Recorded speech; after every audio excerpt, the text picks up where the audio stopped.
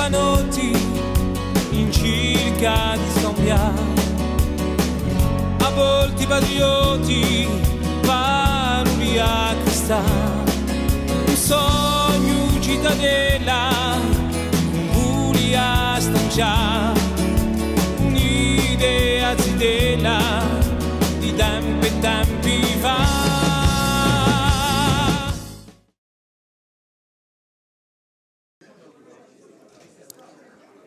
Voilà, donc on va commencer à l'heure. Bonjour à tous. Nous sommes là dans le cadre d'un cycle de conférences sur, la Méditerranée, avec des thématiques qui nous permettent d'aborder ensuite les problématiques insulaires. La dernière fois, on a eu la conférence de Bertrand Lançon, qui est venu nous parler de l'Antiquité tardive. Et aujourd'hui, c'est un sujet qui est un peu atypique par rapport au cycle de conférences, puisqu'on va entendre Éric Birlouez, qui est un ingénieur agronome, qui va nous parler de l'histoire de l'alimentation, en gros depuis les origines jusqu'à nos jours. Alors, on pourrait se demander pourquoi justement cette conférence. J'ai pensé que c'était plus qu'utile pour vous, notamment ceux qui sont en histoire ou même dans d'autres disciplines, de réfléchir justement sur le côté plus humain. Souvent, on aborde les questions historiques par les textes, on fait de la chronologie, et on oublie ce côté humain, le côté de l'alimentation. Qu'est-ce que ça a pu représenter au niveau de la société, au niveau aussi des échanges économiques.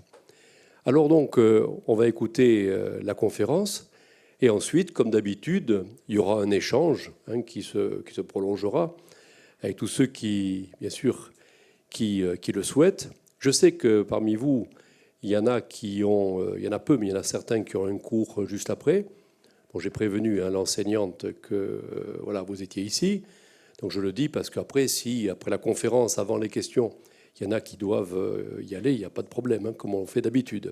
Voilà, donc je laisse la parole à Éric Birlouez, en étant très heureux qu'il ait accepté de venir nous parler de ces sujets, dont il est un des grands spécialistes. Merci beaucoup, Jean. Eh bien, bonjour à chacune et à chacun d'entre vous. Vraiment, je suis ravi d'être ici. Ça faisait quelques années que je n'étais pas venu en Corse. Alors, merci de l'invitation qui me donne donc l'opportunité de vous parler de l'alimentation au cours des âges. Alors, pas tout à fait jusqu'à aujourd'hui, parce que, évidemment, c'est un peu ambitieux de parler des origines de l'humanité jusqu'en 2022. Donc, je m'arrêterai un tout petit peu avant, pas beaucoup avant. J'ai mis 19e siècle, mais on va dire c'est milieu du 20e. Pourquoi ? Parce qu'après, c'est une autre histoire. À partir des années 1950, le paysage alimentaire, le système alimentaire, en tout cas, on va dire en France, en Europe occidentale et dans d'autres pays développés, change du tout au tout, mais c'est vraiment une autre histoire que je vous raconterai, je ne sais pas quand, peut-être une autre fois, en tout cas pas aujourd'hui. Alors, c'est quand même long, hein. Depuis les premiers Homo habilis jusqu'aux mangeurs du 19e siècle, ça fait, alors ça dépend ce qu'on prend en compte, mais 2,4 millions d'années, 3,3 millions d'années, si on se base sur les premiers outils lithiques retrouvés. Bon, enfin, Jean m'a dit que vous aviez jusqu'à 21h30, maximum 22h, donc on a le temps de raconter cette histoire. Non, bien sûr, je vais parler pendant une heure 10, 1h15 maximum. Et donc, il y a des aspects, évidemment, sur lesquels je passerai forcément très rapidement. Donc, j'ai fait quelques choix. Alors, ce qui me semblait intéressant, c'est de vous présenter un premier... Je ne sais pas si vous voyez très bien, mais en tout cas, je vais vous le commander. Il y a un prof aujourd'hui décédé, Louis Malassi, qui avait proposé un découpage extrêmement simple, mais je trouve assez parlant, pour raconter l'histoire de l'alimentation des hommes. Il avait dit, finalement, il y a 3 grandes périodes, et on va voir que c'est des périodes de durée très inégales. La première période, c'est ce qu'il appelait l'âge pré-agricole. Alors tout le monde comprend ce que ça veut dire, évidemment, c'est le paléolithique, puisqu'après, on arrive bien plus tard au néolithique, il y a à peu près 12 000 ans, avec l'agriculture, avec l'élevage. c'est évidemment une transformation profonde, puisque l'homme va passer du statut, on pourrait dire, de prédateur de la nature pour son alimentation, donc de chasseur-cueilleur nomade, au statut d'agriculteur, éleveur, sédentaire. Et ça, évidemment, on voit que c'est très récent, puisque pendant plus de 98% de son histoire, depuis l'origine, donc l'homme a été un chasseur-cueilleur. Il ne produisait pas sa nourriture, mais il prélevait sur la nature donc ses ressources alimentaires. Et puis il y a un troisième âge qui apparaît au 19e siècle avec la révolution industrielle. Il l'appelle l'âge agro-industriel, donc il fait suite à l'âge agricole. On ne mange plus que des aliments sauvages, on mange des aliments agricoles et on mange, et c'est toujours le cas aujourd'hui, des aliments agro-industriels, c'est-à-dire que l'industrie évidemment, la révolution industrielle, un de ses premiers domaines d'application, ça a été la production de nourriture. Évidemment, c'est très schématique parce que, au cours de chacune de ces trois périodes, il y a eu des changements importants. Je vous dirais par exemple qu'au cours de la période paléolithique, une des choses qui me paraît être vraiment un tournant majeur dans l'histoire de l'alimentation des hommes, c'est la domestication du feu. Alors, c'était quand ? C'était il y a 400 000 ans, 450 000 ans, peut-être avant, on n'est pas très sûr, mais vraiment la capacité à faire du feu, à l'entretenir, à le rallumer quand il s'éteint. Et qu'est-ce qu'on fait avec le feu ? On fait cuire sa nourriture. Ça n'a l'air de rien, mais c'est une révolution absolument considérable. Si on prend le deuxième âge, l'âge agricole, là aussi, il y a eu des changements dans l'alimentation, surtout l'alimentation des élites sociales. Je vous le dis dès le début, c'est vrai que ce que l'on connaît de l'alimentation des hommes, c'est quand même l'alimentation d'une petite élite. Quand on a écrit, quand on a parlé de l'alimentation, c'est l'alimentation des puissants, des princes, des rois, des grands dignitaires de l'Église. Enfin, l'alimentation du peuple, ça n'intéressait pas grand monde. Et puis, on peut dire que finalement, même en France, jusqu'à la fin du 19e, elle n'a pas vraiment changé. Donc on en reparlera, mais c'est vrai que parler des changements alimentaires, il y a toujours eu des changements à toutes les époques, mais ça a surtout concerné l'alimentation des élites sociales. Le peuple se nourrit, grosso modo, toujours un peu de la même manière, avec toute la diversité régionale, locale, bien évidemment, mais on a la même base, céréales, légumes secs, un peu, de façon variable évidemment, selon les périodes et les endroits de la Terre, de produits animaux. Mais voilà, en gros, on a un petit peu fait le tour en disant que c'était ça l'alimentation du peuple. Alors c'est schématique, bien sûr, mais c'est quand même pas complètement faux. Alors on va commencer avec, moi, une période que je trouve très intéressante, dont on parle peu, mais parce que, évidemment, plus on s'enfonce dans les profondeurs du temps, plus il est difficile de se faire une idée précise de ce que pouvaient manger nos très, très lointains ancêtres du Paléolithique. Mais bon, les spécialistes nous disent un certain nombre de choses. Alors, je vous l'ai dit, ça vous le saviez déjà, évidemment, je ne vous l'apprends pas, chasseurs-cueilleurs nomades, et omnivore dès l'origine. Alors, je n'ai pas rajouté, mais je dis ça parce que c'est vrai qu'aujourd'hui, il y a évidemment un mouvement qui est réel, mais qu'il ne faut pas non plus surestimer, en faveur du végétarisme, voire du végétalisme. Et j'entends parfois, mais l'homme n'est pas... C'est pas dans la nature de l'homme de manger de la viande, l'homme n'est pas fait pour manger de la viande. Mais ce que nous disent les spécialistes, c'est que l'homme, il est omnivore. Et donc, être omnivore, ça ne veut pas dire forcément qu'on est obligé de manger de la chair animale, mais ça veut dire qu'on ne peut pas se passer de produits animaux. Ce n'est pas forcément de la viande ou du poisson, mais voilà, les végétaliens, ils sont bien obligés de prendre des compléments alimentaires, de vitamine B12 et souvent d'autres compléments alimentaires, tout simplement parce que biologiquement, nous sommes des mammifères omnivores. Il n'y en a pas tant que ça, des animaux mammifères, enfin des animaux omnivores. Alors ça veut dire quoi ? C'est important cette question-là, parce que vous voyez, être omnivore, alors ça, bon, vous connaissez la définition, je pense. Ça veut dire qu'on peut manger de tout. Ça veut dire aussi qu'on doit manger de tout. Alors de tout, c'est un peu de tout, évidemment. Pouvoir manger un peu de tout, on va éviter évidemment quelques poisons. La nature n'est pas totalement pure, bonne, généreuse, etc. Il y a aussi des poisons dans la nature. Et pouvoir manger presque de tout est évidemment une chance. C'est ce qui a permis à l'homme de conquérir sur la planète des environnements, des écosystèmes extrêmement différents et de pouvoir vivre dans les zones arctiques, là, au-delà du cercle polaire, de pouvoir vivre dans des forêts tropicales. Et ça, c'est extraordinaire. Si vous prenez l'exemple d'un animal qui, lui, n'est pas du tout un mammifère omnivore, mais un mangeur ultra spécialisé, par contraste, le koala, par exemple, eh bien, le koala, eh bien, il ne peut pas s'adapter à autre chose, à une autre nourriture que ces feuilles d'eucalyptus. Mais l'avantage du koala par rapport à l'omnivore, c'est que tant qu'il a ces feuilles d'eucalyptus, il va trouver dedans tous les nutriments qui sont nécessaires à sa survie, à son développement. Donc être omnivore, c'est à la fois une chance, cette plasticité, on pourrait dire, du régime alimentaire, et c'est en même temps une contrainte. On doit manger un peu de tout, comme on l'a vu. On ne peut pas se nourrir uniquement de châtaignes ou d'ananas, ou même si on aime beaucoup ces aliments-là. Donc ça, c'est une première donnée importante.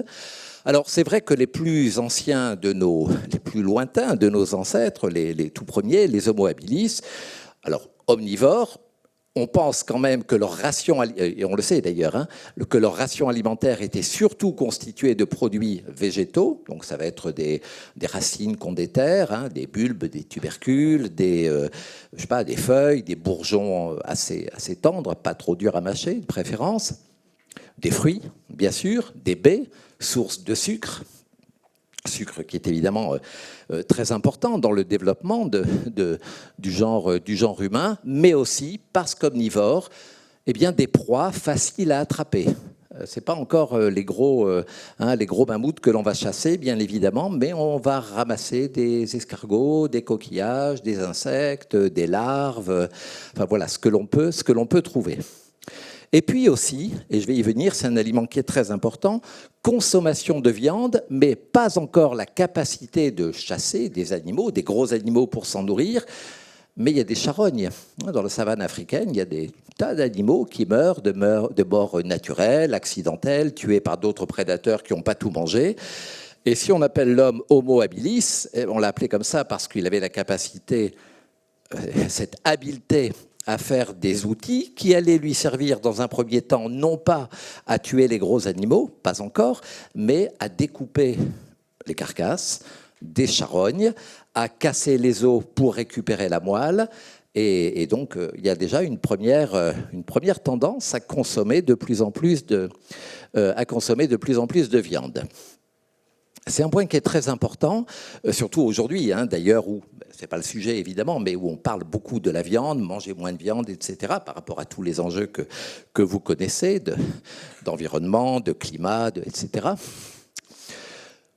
Ce que disent les spécialistes, c'est qu'effectivement, nos lointains ancêtres, on va dire peut-être depuis qu'ils sont sur le territoire de l'Europe occidentale, il y a, on va dire grosso modo 1 million d'années, se sont mis à manger de la viande et de plus en plus de viande. Mais d'abord pour une raison simple, parce qu'on est dans une alternance, vous l'avez appris, j'imagine, de périodes glaciaires longues, très longues, à peu près 100 000 ans en moyenne, et puis il y a des période beaucoup plus courte, interglaciaire, 10 000 ans, 15 000 ans, maximum 20 000 ans. Et donc une bonne partie de l'Europe et même une partie du continent asiatique, on va dire de l'Eurasie, c'est ce qu'on appelle une steppe à mammouth. C'est ça l'écosystème. Donc il y a des herbes, des graminées, des mousses, des lichens. L'homme ne se nourrit pas vraiment de ce genre n'est pas vraiment équipé pour se nourrir d'herbes. Par contre, il y a des grands herbivores. Et c'est ça que l'homme va chasser. Donc j'en ai mis quelques noms, mammouth laineux, bison des steppes, chevaux. Ça, c'est vraiment les 3 animaux qui sont peut-être les plus nombreux et probablement les plus chassés dans cette fameuse steppe des périodes glaciaires en Europe du Nord. Et puis, mais aussi des aurochs, ancêtres de nos bovins domestiques, des rennes, des bœufs musqués, des rhinocéros laineux, des grands cervidés comme le mégacéros, etc. Il y a quand même quelques petites variations, des variations dans le temps, puisque je vous l'ai dit, il y a des périodes interglaciaires où il va y avoir un peu plus de végétaux, puisque le climat est plus doux, plus tempéré. Et puis quand on va vers la Méditerranée, on a quand même un autre paysage, plutôt une forêt dense ou une savane arborée, avec plus de végétaux, donc une alimentation probablement plus végétale, mais toujours des animaux qui sont présents et que l'homme apprend à chasser. Donc des cervidés, cerfs, daims, chevreuils, des sangliers, des éléphants antiques, etc. Et puis, si on va dans la zone de montagne, on peut trouver des mouflons, des chamois, des isards, etc. Alors, il y a cette question de la chasse sur laquelle je vais revenir. Alors, des chasses probablement, au départ, sans doute individuelles, les petits animaux, les petits rongeurs, les petits reptiles. Je ne sais même pas si on peut parler de chasse, plutôt de capture. Et puis, petit à petit, l'homme s'organise pour chasser des plus gros animaux. Enfin, il s'organise avec d'autres. Et donc, les chasses, elles ne sont plus individuelles, ou plus seulement individuelles. Elles sont collectives. Et ça, c'est très important. Chasse collective pour se procurer de la viande. Et d'ailleurs, on verra pourquoi se procurer de la viande. Pas seulement parce qu'il y en a. Des chasses parfois spécialisées sur une espèce. On a des sites archéologiques qui ont montré qu'à tel endroit, on a chassé le renne, à tel autre endroit, on a chassé les chevaux, à tel autre endroit, je ne sais pas quoi, les mammouths, etc., en les piégeant, en les faisant tomber des falaises. Alors peut-être pas tout le temps, mais il y avait des chasses spécialisées qui existaient en utilisant différentes techniques de poursuite, de piégeage, dans les comment on appelle ça, de rabattage, etc. Des armes, qui vont évoluer au fil du temps. Et voilà, et toujours le charognage dont j'ai parlé tout à l'heure. On profite évidemment d'avoir un animal mort pour continuer à dépecer la viande qui lui reste sur le dos. Alors la viande, c'est un aliment qui a quand même des qualités. C'est vrai qu'aujourd'hui, on pourrait entendre certains discours, imaginer que la viande est vraiment le poison, l'aliment qu'il faut bannir de son alimentation. Encore une fois, on peut se passer de manger de la viande. Il n'y a aucun problème à être végétarien. Pas végétalien, mais être végétarien si on équilibre son alimentation. Mais la viande, si elle est de qualité, et si on ne la mange pas en excès, n'est pas un poison.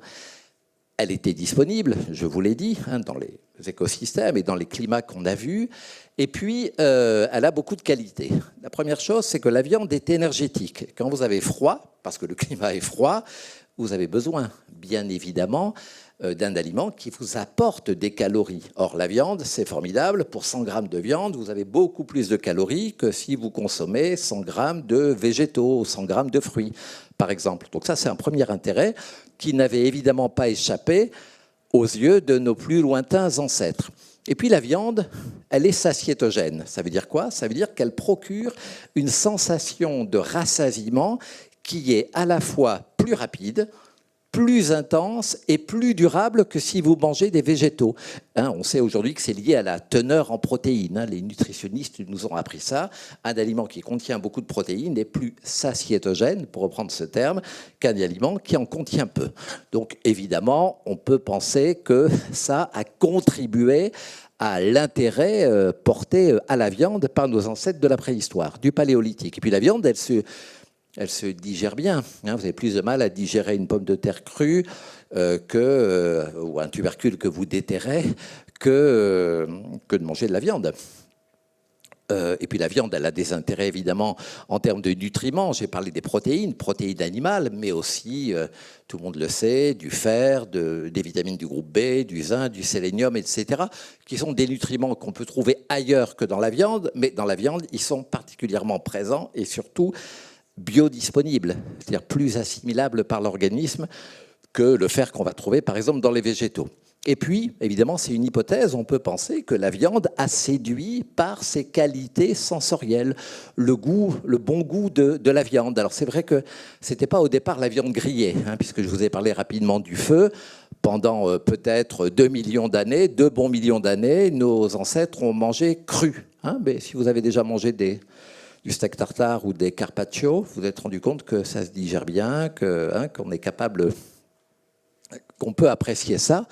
Et puis, on peut aussi faire l'hypothèse que la viande est un aliment qui était particulièrement valorisé, et valorisé symboliquement, mais peut-être d'abord socialement, au travers de l'activité qui permet de se procurer de la viande et qu'on appelle la chasse. Bon, évidemment, ça c'est des hypothèses, mais on peut considérer qu'elles sont assez plausibles. Alors, dans la steppe à mammouth, on trouve des grands herbivores. J'en ai cité tout à l'heure, les bisons, les aurochs, les mammouths, etc. Mais il y a aussi, on le sait aujourd'hui, une alimentation qui était peut-être un peu plus diversifiée qu'on l'a cru longtemps. C'est-à-dire l'homme est un omnivore opportuniste. Quand il a la possibilité d'avoir d'autres sources de nourriture, de capturer des petites proies, même s'il a à sa disposition des grands animaux, alors ces petites proies, donc ça peut être, vraiment j'ai mis un peu tout quoi, des lapins, des oiseaux, des saumons, des tortues, des coquillages. Donc on a retrouvé ça évidemment sur des sites archéologiques, mais ce que montrent les spécialistes, c'est qu'en fait ces petites proies ne représentent toujours qu'une part très minoritaire d'une alimentation, peut-être 5% de la partie animale de l'alimentation, qui reste quand même très largement dominée par les grands herbivores dont j'ai parlé. Et puis, il ne faut pas oublier que les hommes, si ce sont des mangeurs de viande, hein, là encore sur notre continent, depuis au cours des temps paléolithiques, ce sont aussi des mangeurs de graisse. La graisse, évidemment, ce sont des matières grasses, ce sont des lipides. L'animal sauvage, il n'a pas le temps de faire du gras, il passe son temps à courir aussi pour échapper aux chasseurs d'ailleurs, et aux autres prédateurs. Et donc la graisse, on va la trouver en quantité dans les os longs que l'on va fracturer pour récupérer la moelle, riche en lipides, en matières grasses. Et puis l'homme préhistorique fait des bouillons en écrasant les têtes des os en petits fragments, puis il les fait bouillir et il récupère comme ça de la graisse. Alors on l'oublie la graisse, mais c'est très important. Et enfin, j'ai mis pas de produits laitiers. Oui, on parle de produits animaux, on parle de viande, mais le lait n'est consommé que depuis que l'homme a été en capacité de domestiquer des animaux sauvages. Parce que si vous courez après une femelle d'auroch et que vous voulez la traire, bon, de toute façon, elle ne vous laissera pas, elle se laissera pas faire. Et puis, de toute façon, il n'y aura pas le réflexe qui permet l'éjection du lait. Et donc là, évidemment, il faut attendre le néolithique pour que l'homme donc domestique des animaux pour en consommer leur lait. Alors on pense qu'il y a eu beaucoup de choses qui ont été dites là-dessus. Dès les années 70, il y a des chercheurs américains qui ont dit que cette quête de la viande, cet attrait de l'homme pour la viande, pour toutes les qualités que j'ai indiquées, énergétiques, satiétogènes, nutritionnellement intéressantes, etc., aurait contribué à l'évolution biologique. On a des calories, on a des nutriments, la digestion est facile, et donc c'est ça qui permet le développement du cerveau. Vous savez, c'est toujours un peu l'histoire de la poule et de l'œuf. Je dis aux étudiants, est-ce que c'est parce que l'homme a mangé de la viande qu'il a eu un gros cerveau ? Ou est-ce que c'est parce qu'il a eu, pour d'autres raisons, un gros cerveau qui s'est développé, qu'il a été en capacité de manger plus de viande parce qu'il était plus efficace dans ses stratégies de chasse? On ne sait pas très bien. On peut quand même faire l'hypothèse que, compte tenu de cet intérêt nutritionnel de la viande, ça a contribué au développement cérébral. Mais ça ne peut certainement pas être la seule explication. Et puis, quand même, le développement, c'est pas que le développement biologique de la capacité crânienne et d'autres capacités physiques, mais c'est aussi le développement social et culturel. Lorsque l'homme se met en quête de manger, enfin, à l'idée de vouloir toujours manger davantage de viande, eh bien, je vous l'ai dit, il doit s'organiser, il doit coopérer, il doit s'entendre avec les autres. Et les chasses collectives marquent sûrement un moment important dans l'évolution de l'homme, ce moment où on est capable de s'entendre avec les autres, pas seulement pour s'organiser, quelle stratégie de chasse on va mettre en œuvre, mais aussi, on l'oublie parfois, pour partager la dépouille de l'animal. Une fois que le gros animal est tué, tout le monde veut le meilleur morceau. Vous feriez ça, vous, non ? Oui, alors comment éviter que ça soit le chaos, la foire d'empoigne ? Et là, c'est très intéressant. On sait de l'observation des peuples chasseurs-cueilleurs, il n'y en a plus beaucoup sur la planète, mais que partout, il y a des règles très précises de partage de l'animal. Qui va avoir le meilleur morceau ? Alors, ce n'est pas du tout les mêmes règles, mais en tout cas, il y a toujours des règles. L'alimentation, c'est un domaine de la vie qui est très encadré, et on peut penser que depuis très longtemps, les humains, ils ont dû se mettre d'accord pour définir donc ces règles de partage de la dépouille. Alors on peut penser effectivement, je l'ai dit, que cette quête collective de la viande a pu sélectionner un certain type d'individus pas seulement les plus forts physiquement, mais les gens qui étaient capables de, je vous l'ai dit, de communiquer, de se répartir les tâches, de coopérer, de se donner des règles, d'inventer des armes, des outils, des pièges toujours plus sophistiqués. Une révolution du goût, mais pas seulement du goût, bien sûr, ça a été la cuisson. Alors la cuisson, c'est très intéressant. D'abord, je ne vous l'apprends pas, mais je le redis quand même, la cuisson permet d'assainir les aliments. Lorsque vous faites cuire des aliments, en général, si vous le faites cuire suffisamment, vous tuez les bactéries, les virus, tous les microbes pathogènes, les parasites. Donc c'est quand même pas rien, la cuisson, ne serait-ce que pour cet aspect-là. Ça permet de conserver l'aliment plus longtemps. Quand vous avez chez vous un aliment, vous vous dites « Oh là là, ce plat risque de... il faut que je le cuisine rapidement, mais je ne peux pas le manger, je ne vais pas pouvoir le manger ce soir. » Ce poisson, vous le faites cuire et ça vous permet de le garder un peu plus longtemps que si vous le gardez cru. Et puis, c'est plus facile de mastiquer un aliment cuit qu'un aliment cru. Essayez de mâcher les pommes de terre crues. Et c'est plus facile à digérer. Essayez de digérer et de bien assimiler les nutriments des pommes de terre crues. Alors, on verra que ça a une incidence. Pourquoi je vous parle de ça ? Et puis, également, quand on cuit des aliments, eh bien, il y a des molécules qui sont toxiques à l'état naturel, à l'état cru, et là, du coup, l'aliment devient consommable. D'ailleurs, dans la pomme de terre, je ne sais pas pourquoi j'ai pris cet exemple, américaine, c'est pas en Eurasie qu'il y a la pomme de terre. La pomme de terre, c'est des alcaloïdes, ce qu'on appelle la solanine, famille des solanacées, la pomme de terre. Donc, si vous mangez tous les jours des pommes de terre crues, je donne pas cher de votre peau au bout de quelques années. Et donc, la cuisson permet de détruire ces molécules toxiques. Et puis quand même, la cuisson, c'est la cuisine. Quand on cuit les aliments, on va créer de nouveaux arômes. On appelle ça, c'est les réactions de Maillard pour les chimistes, de nouvelles saveurs. Donc ça peut pousser également à diversifier l'alimentation, peut-être même à manger un peu plus, je ne sais pas. Et puis certains sont allés jusqu'à dire, c'est une hypothèse qui a été formulée par un primatologue d'ailleurs, américain dans les années 80, Richard Wrangham, qui a dit mais peut-être que c'est en cuisant ces aliments que l'homme a pris la grosse tête. En fait, il explique le développement du cerveau par le fait que l'homme ait fait cuire ses aliments. Alors c'est quoi ça, son hypothèse ? C'est de dire quand vous mangez des aliments crus, et notamment ce que vous déterrez, les bulbes, les tubercules, les racines, il faut les mâcher très longtemps, ça consomme beaucoup d'énergie pour les mâcher, ensuite pour les digérer, pour assimiler les nutriments.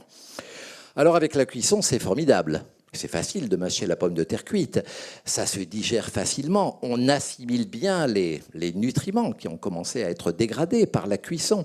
Donc il y a plein d'énergie qui est disponible. Elle va servir à quoi ? Eh bien, elle va servir à nourrir l'organe de votre corps qui est le plus gourmand en énergie. Est-ce que vous saviez que vous avez un tout petit cerveau, comme moi d'ailleurs, Notre cerveau, à nous adultes, c'est 2% du poids de notre corps. Oui, mais le cerveau, c'est 20%, ou va capter 20% de l'énergie que vous apportez à votre organisme en mangeant. C'est comme ça qu'on acquiert évidemment l'énergie nécessaire à notre vie. Chez le nouveau-né, c'est carrément 75%. Donc cette thèse, elle dit, c'est en faisant cuire les aliments que l'homme, finalement, a de l'énergie disponible qui lui permet le développement du cerveau.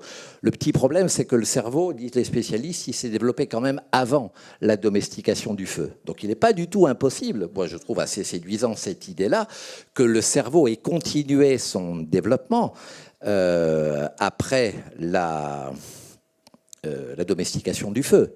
Mais enfin, vous avez compris que ça avait commencé avant.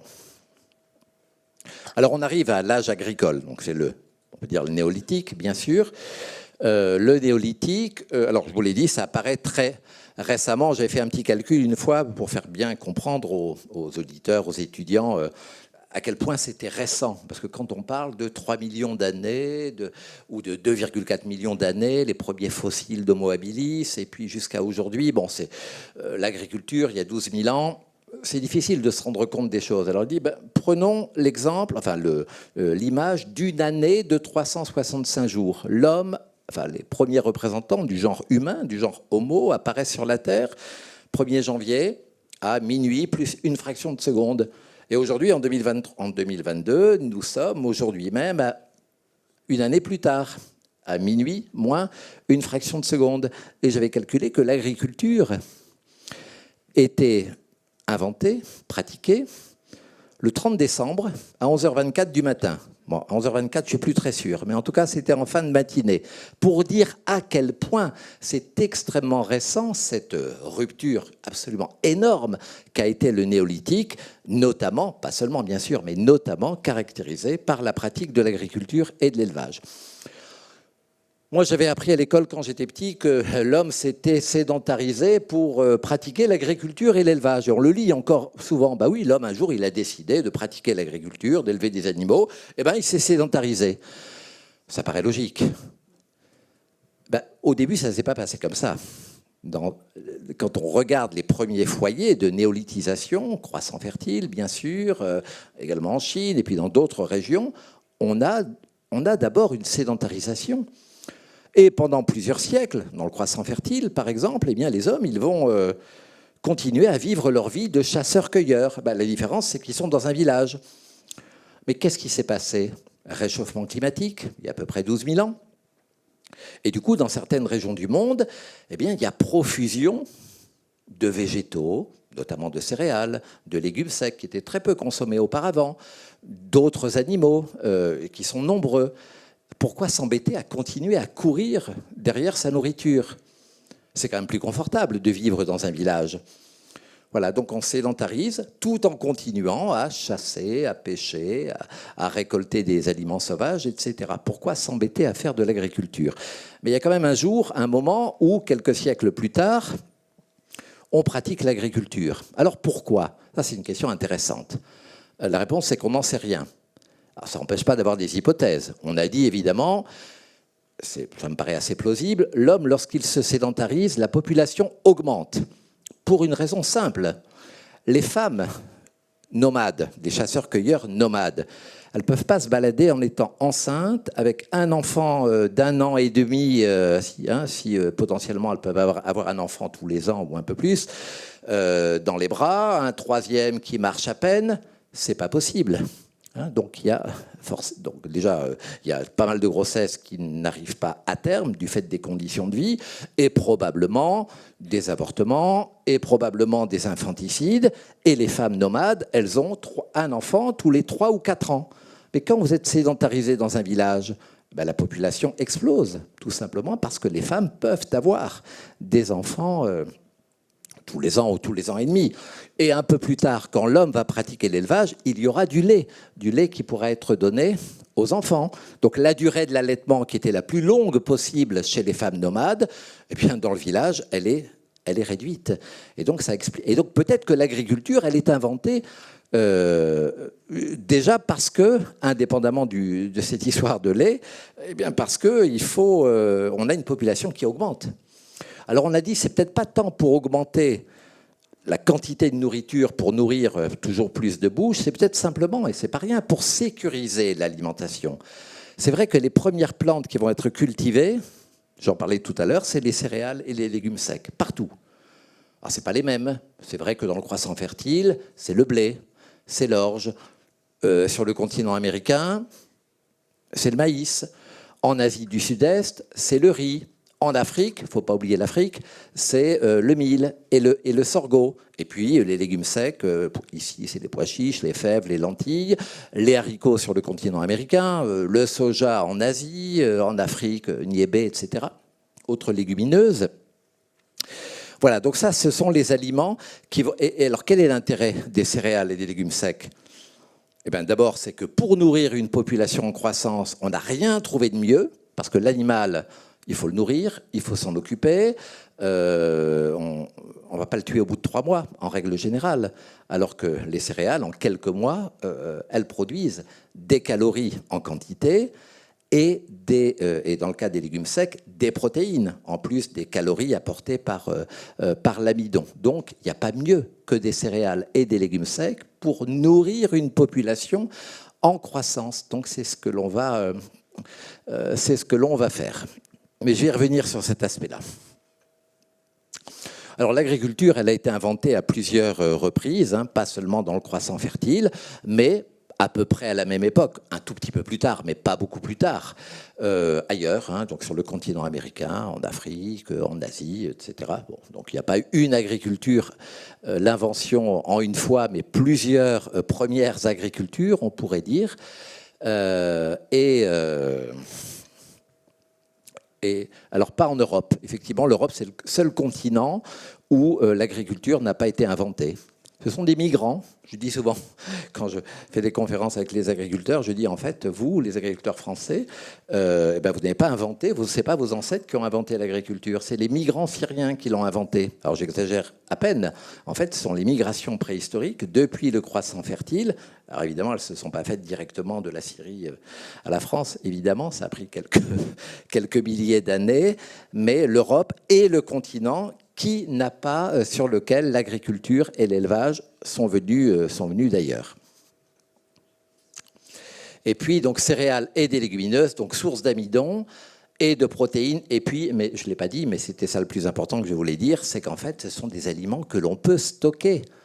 Des fruits, des végétaux, ils vont assez vite se dégrader, évidemment, surtout quand on n'a pas maîtrisé les techniques, les technologies de conservation des aliments. Des céréales, des légumes secs, si vous savez à peu près bien correctement les entreposer à l'abri des prédateurs, par exemple, vous les conservez. Donc c'est ça sécurise l'alimentation. Et c'est peut-être d'abord pour ça que l'agriculture est née, plus que d'accroître, sans doute aussi en partie, la quantité de nourriture. Voilà. Après, il y a d'autres hypothèses sur la naissance de l'agriculture. Oui, il y en a une qui est intéressante de Jacques Covin, qui dit que finalement l'homme, évidemment, il connaissait les principes de l'agriculture depuis bien longtemps. Le jour où il se décide de la pratiquer, c'est le jour, alors c'est pas une journée évidemment, où il se sent finalement autorisé à dominer la nature. Il se met plus sur un pied d'égalité avec les végétaux, avec les animaux, etc. Il se sent en quelque sorte autorisé par lui-même, par les esprits, par je ne sais qui, à dominer la nature, à domestiquer des plantes, à domestiquer des animaux. Et domestiquer, ça veut dire qu'on modifie les caractères des plantes et des animaux pour son propre intérêt d'humain. Voilà, donc ça, c'est le croissant fertile. Ça commence, il y a d'autres sites aussi qu'on découvre presque chaque jour, dans la vallée du Jourdain, un petit peu plus à l'est également, mais là on est au nord de la Syrie actuelle. La domestication des animaux d'élevage, ça vient un peu après. J'ai bien dit des animaux d'élevage, car le premier animal que l'homme a domestiqué, c'était pas au néolithique, c'était avant, c'était au paléolithique, et c'était le loup, qui a donné nos, je sais pas combien, 3000 races de chiens que nous avons aujourd'hui. Bon, les animaux, c'est un tout petit peu plus tard qu'on va avoir, dans le croissant fertile, pour prendre cet exemple, la domestication de l'auroch, qui donne les bovins actuels, du sanglier qui donne les cochons, du mouflon qui donne le mouton, de la chèvre sauvage qui donne les caprins que nous avons aujourd'hui. Voilà, ça je vous disais, l'agriculture qui va arriver en Europe à la faveur de ces migrations de paysans néolithiques qui vont débarquer sur les côtes dans le cas de... Alors là, je ne parle pas de la Corse, mais c'est à peu près à la même époque, j'imagine.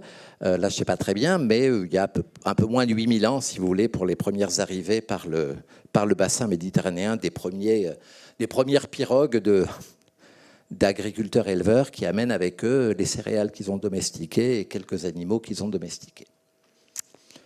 Et puis après, ça va quand même assez vite.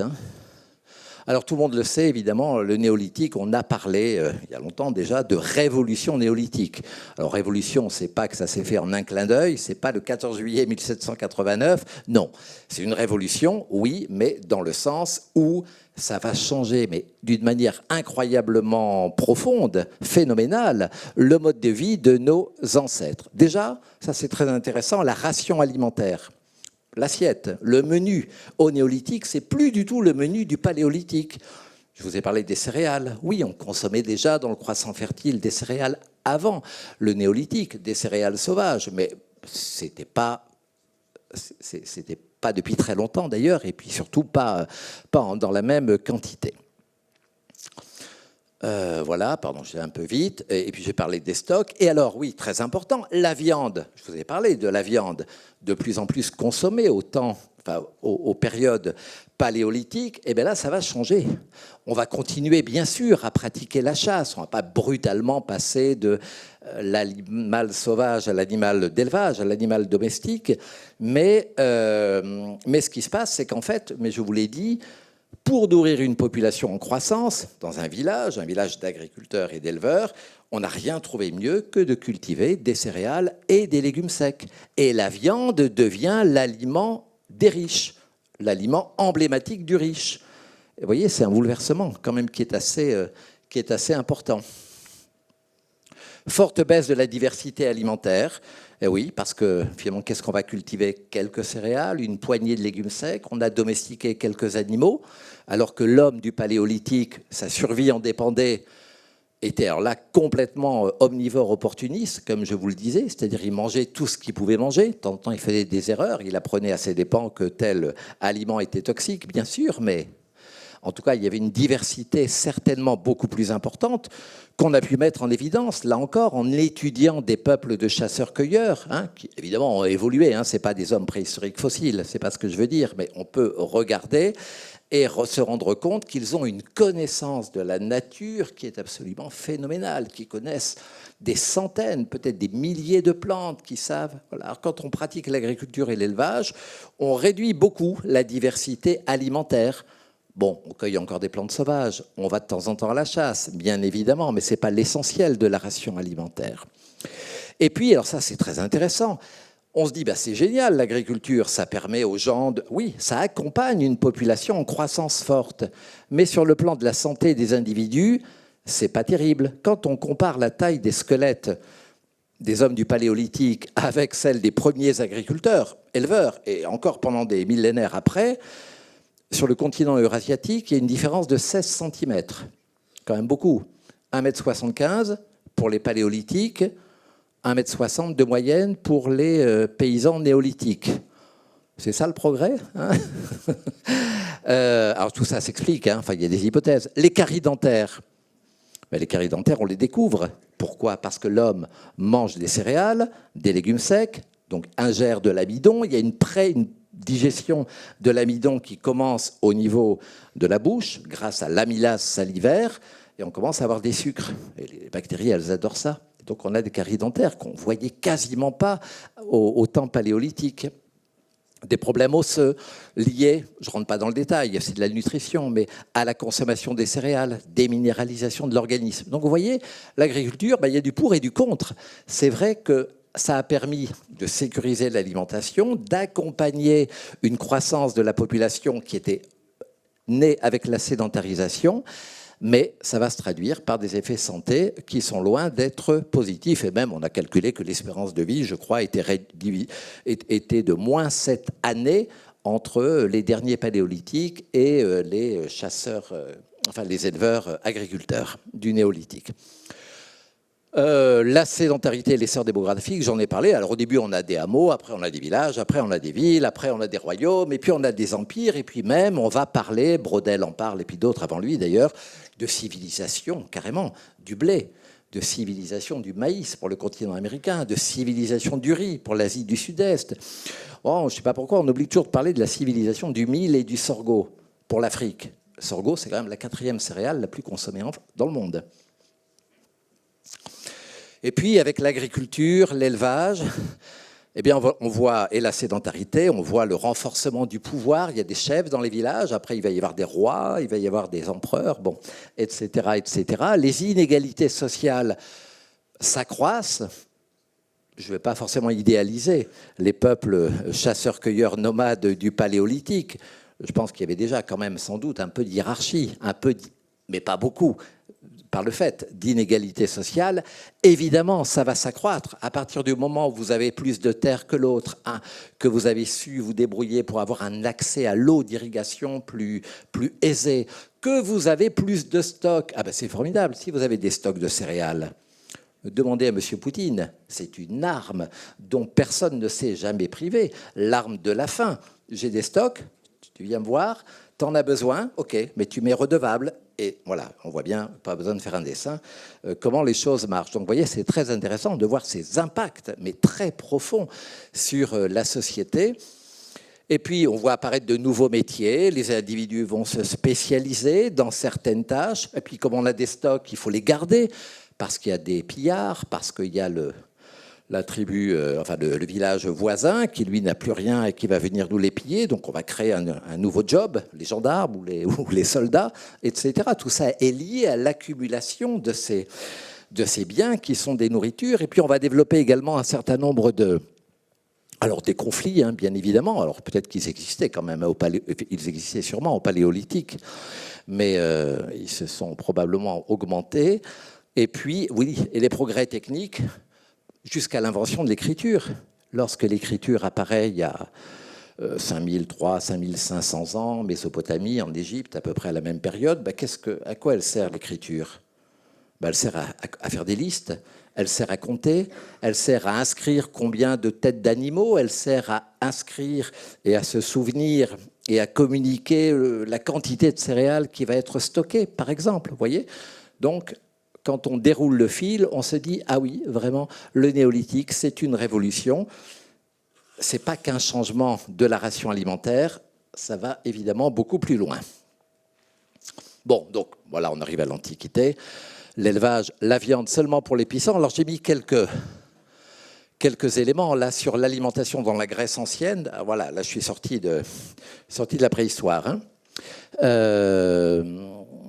Oui, alors ce que l'on sait évidemment, c'est que, ça c'est pas spécifique des Grecs anciens, c'est que l'alimentation, bien sûr, c'est un besoin vital, c'est un besoin physiologique, il faut manger pour vivre, mais très tôt, c'est beaucoup plus que ça. Hein. Quand on mange, on fait pas que se nourrir, on a bien d'autres dimensions. Donc pour les Grecs, c'est très clair, l'alimentation, c'est un fait social total, on pourrait dire, et puis un fait culturel très, très important, et c'est même une composante tout à fait majeure de l'identité collective. Je me définis comme grec, plus tard je me définirai comme romain, tout ce que vous voulez, parce que je mange. Je dis souvent, l'étranger, c'est d'abord celui qui ne mange pas comme moi. D'ailleurs, encore aujourd'hui, si je vous parle des buveurs de bière, des mangeurs de frites, des froggies, des mangeurs de cuisses de grenouille. D'où vient cette idée? Dans tous les pays où je suis allé pour enseigner, j'ai demandé aux étudiants comment vous appelez vos voisins, je ne sais pas, en Roumanie, je leur demande comment, ou en Ukraine, comment vous appelez les Roumains? C'est les mangeurs de mamaliga, un genre de polenta. Dans tous les pays du monde, le truc qui vient en tête en premier, souvent, quand on veut parler de l'autre, de l'étranger, c'est pas de dire il s'habille pas comme nous, il a une autre langue, il a une autre religion, c'est un aspect alimentaire. Ça montre bien à quel point l'alimentation participe à construire notre identité collective et puis à nous distinguer des autres. Alors évidemment, en Méditerranée, c'est vrai qu'on parle aujourd'hui, à juste titre, du régime méditerranéen, ou du régime crétois, bon pour la santé. Enfin, il faut toujours ajouter le régime des vieux crétois, ou le régime méditerranéen traditionnel, parce que c'est plus comme ça qu'on mange aujourd'hui. La Crète, berceau de l'alimentation méditerranéenne, c'est la plus forte prévalence d'obésité chez les enfants. Aujourd'hui, moi je connais bien le Liban. Au Liban, ils commencent à avoir d'énormes problèmes de surpoids, d'obésité, de maladies chroniques liées à l'alimentation. Donc le régime méditerranéen d'hier, c'était pas, j'allais dire Byzance tous les jours, on est quand même dans des territoires qui sont pas toujours très gâtés par la nature, des sols maigres, superficiels, peu fertiles, des cailloux, des pentes, des étés secs, etc. Donc, voilà, les gens, ils se serraient un peu la ceinture quand même. Pas partout, évidemment. Là encore, il y a une grande diversité de situations, mais on peut dire que globalement, en tout cas dans la Grèce, la nature était difficile et la peur de manquer de nourriture était évidemment la crainte, comme toujours, des populations et des autorités qui n'avaient de cesse de faire en sorte que les gens mangent au minimum à leur faim, parce qu'on sait bien comment ça se passe quand les gens ont faim, ils renversent les gouvernements. Ça, depuis toujours. Et puis, bon, ça, j'en parle pas, mais c'est très intéressant, je trouve, dans la Grèce ancienne, très vite, on va définir l'alimentation comme ayant un rôle clé dans la santé. Vous avez tous entendu parler d'Hippocrate, Hippocrate de Cos, père de la médecine. Il faut toujours rajouter médecine occidentale, hein, parce qu'il y en avait d'autres ailleurs, hein, en Inde, en Chine, etc. Et Hippocrate était un obsédé des régimes alimentaires. Et il était malin. Il s'était bien rendu compte que, compte tenu du fait que quand les gens étaient malades, on n'était pas toujours en mesure de les soigner très bien par la chirurgie qui existait, par la pharmacopée, eh bien le mieux c'était de garder les gens en bonne santé. Et il apparaissait comme une intuition, mais aussi parce qu'il y avait des observations à l'appui, que la manière de manger était un puissant facteur de santé, ce qu'on redécouvre un petit peu aujourd'hui. Hein. Mais Hippocrate, quand vous lisez les textes, c'est vraiment intéressant. Évidemment, il n'avait pas la base scientifique qu'on a aujourd'hui, c'est clair, mais enfin, les gens savaient observer, savaient tirer des enseignements de ce qu'ils pouvaient constater, expérimenter, des régimes, etc. Les aliments du quotidien dans la Grèce antique, ça me permet de vous dire ce qu'il y avait partout. Le socle, c'est les céréales. Ah, ça, c'est clair, mais ce n'est pas que dans la Grèce antique. Hein. C'est partout les céréales et, on verra les légumes secs un petit peu après. Dans les céréales, qu'est-ce que j'ai mis? Ah oui, alors, et notamment l'orge, plus que le blé. Parce que le blé, c'est quand même une culture un peu exigeante. Il faut des sols un peu fertiles, il ne faut pas qu'il fasse trop chaud, etc. Donc, l'orge, c'est, pour les Grecs anciens, la céréale vraiment socle de la ration alimentaire qui permet de nourrir, qui produit le plus en quantité, qui est la plus cultivée également, et avec laquelle on fait la célèbre masa, qui est cette espèce de farine. On prend une farine d'orge que l'on va torréfier, enfin les grains, on va les torréfier, pardon, ce qui rend la mouture aussi plus facile, et puis on les a déjà cuits. Et puis après, vous avez donc une farine qui vous permet, en rajoutant de l'eau, du lait, du vin, ce que vous voulez, enfin un liquide en tout cas, de préparer alors soit si vous mettez beaucoup d'eau, vous avez une espèce de, de soupe froide, ou sinon vous avez de la pâte avec laquelle vous faites des galettes, des crêpes, des boulettes, etc. Donc la masa, c'est très important dans le quotidien des Grecs anciens. Et puis il y a deux autres céréales importantes, le blé. Mais là où on peut le cultiver, c'est-à-dire c'est pas partout, c'est au centre de la Grèce, en Thessalie par exemple, et puis le millet, mais le millet est moins valorisé que ces autres céréales. Et puis à côté, on a, c'est le deuxième élément, qui est l'accompagnement Hobson. Alors c'est tout le reste. C'est les légumes, c'est les légumes secs, les fruits, la viande, enfin les poissons d'abord, et la viande. Mais la viande consommée en faible quantité, même semble-t-il chez les élites sociales, sauf à des circonstances particulières. Et viande que l'on consomme à l'occasion des sacrifices. Et puis il y a les boissons, il y a une espèce si vous voulez, de triptyque du repas. Donc il y a les céréales, cytos, l'accompagnement, opson, ou opsa au pluriel, et puis les boissons, poton. Alors qu'est-ce qu'on boit? Alors on boit de l'eau, ça on l'oublie toujours de le dire, mais quand même, le sujet de l'accès à l'eau potable, c'est quand même une préoccupation.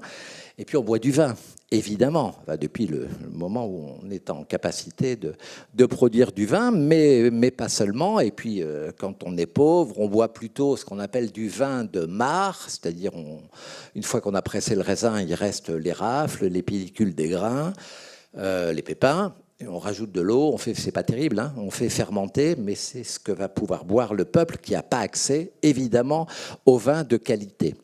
Et puis il y a des boissons comme le médicratone, c'est un mélange de miel et d'eau. Là, on retrouve l'importance du miel, le kikéon, etc. Alors, je vous l'ai dit, l'alimentation construit l'identité collective d'un peuple, donc l'opposition grecque, barbare. Donc, nous, les Grecs, les citoyens des grandes cités grecques, nous sommes des gens civilisés. Les barbaroi, eux, ils ne mangent pas comme nous.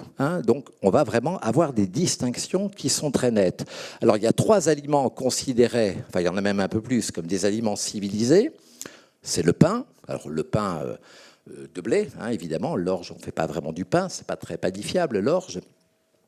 c'est le vin qu'on va, en général, il y a des exceptions, mais mélanger à l'eau. Et puis, bien sûr, l'huile d'olive. Vous avez entendu parler de ça, c'est la fameuse triade méditerranéenne qui est bien connue. Par contre, le barbare, qu'est-ce qu'il mange? De la viande, beaucoup de viande, et de la viande crue. C'est pas vrai, les barbares ne mangent pas que de la viande crue, mais c'est l'idée que l'on se fait pour bien marquer la différence. Des graisses animales, pas d'huile d'olive, et puis du lait. Alors, pour les Grecs, le lait, c'est l'aliment du barbare, mais c'est le lait pur qui sort du pied de la vache, c'est l'aliment brut. Par contre, on fabrique des fromages. Ah, mais les fromages, c'est un aliment civilisé, parce que c'est du lait transformé par le génie de l'homme. C'est comme le pain. Le pain, c'est quoi? C'est du blé. Oui, mais c'est du blé qui a été transformé, là encore, par le génie de l'homme. Donc c'est un aliment qui est civilisé. Et puis, ça fait partie de l'idéal alimentaire grec qui est de manger, on pourrait dire de la philosophie grecque en général, même si dans la réalité ce n'était pas tout à fait ça toujours, mais la mesure, la modération, on appelle ça aujourd'hui, comment dit notre président? Ah oui, la sobriété, c'est ça, on apprend voilà, à être sobre. Il faut surtout dire ça aux gens qui le sont déjà. Voilà, et donc la modération, alors que le barbare, c'est celui qui consomme en excès de la viande, qui boit beaucoup de bière, éventuellement du vin, mais du vin pur, donc ça a une abomination totale, etc. Et puis, quand on mange de la viande, eh bien, on pratique des sacrifices. C'est une question très intéressante, je ne vais pas la développer, mais il y a des anthropologues qui ont vraiment...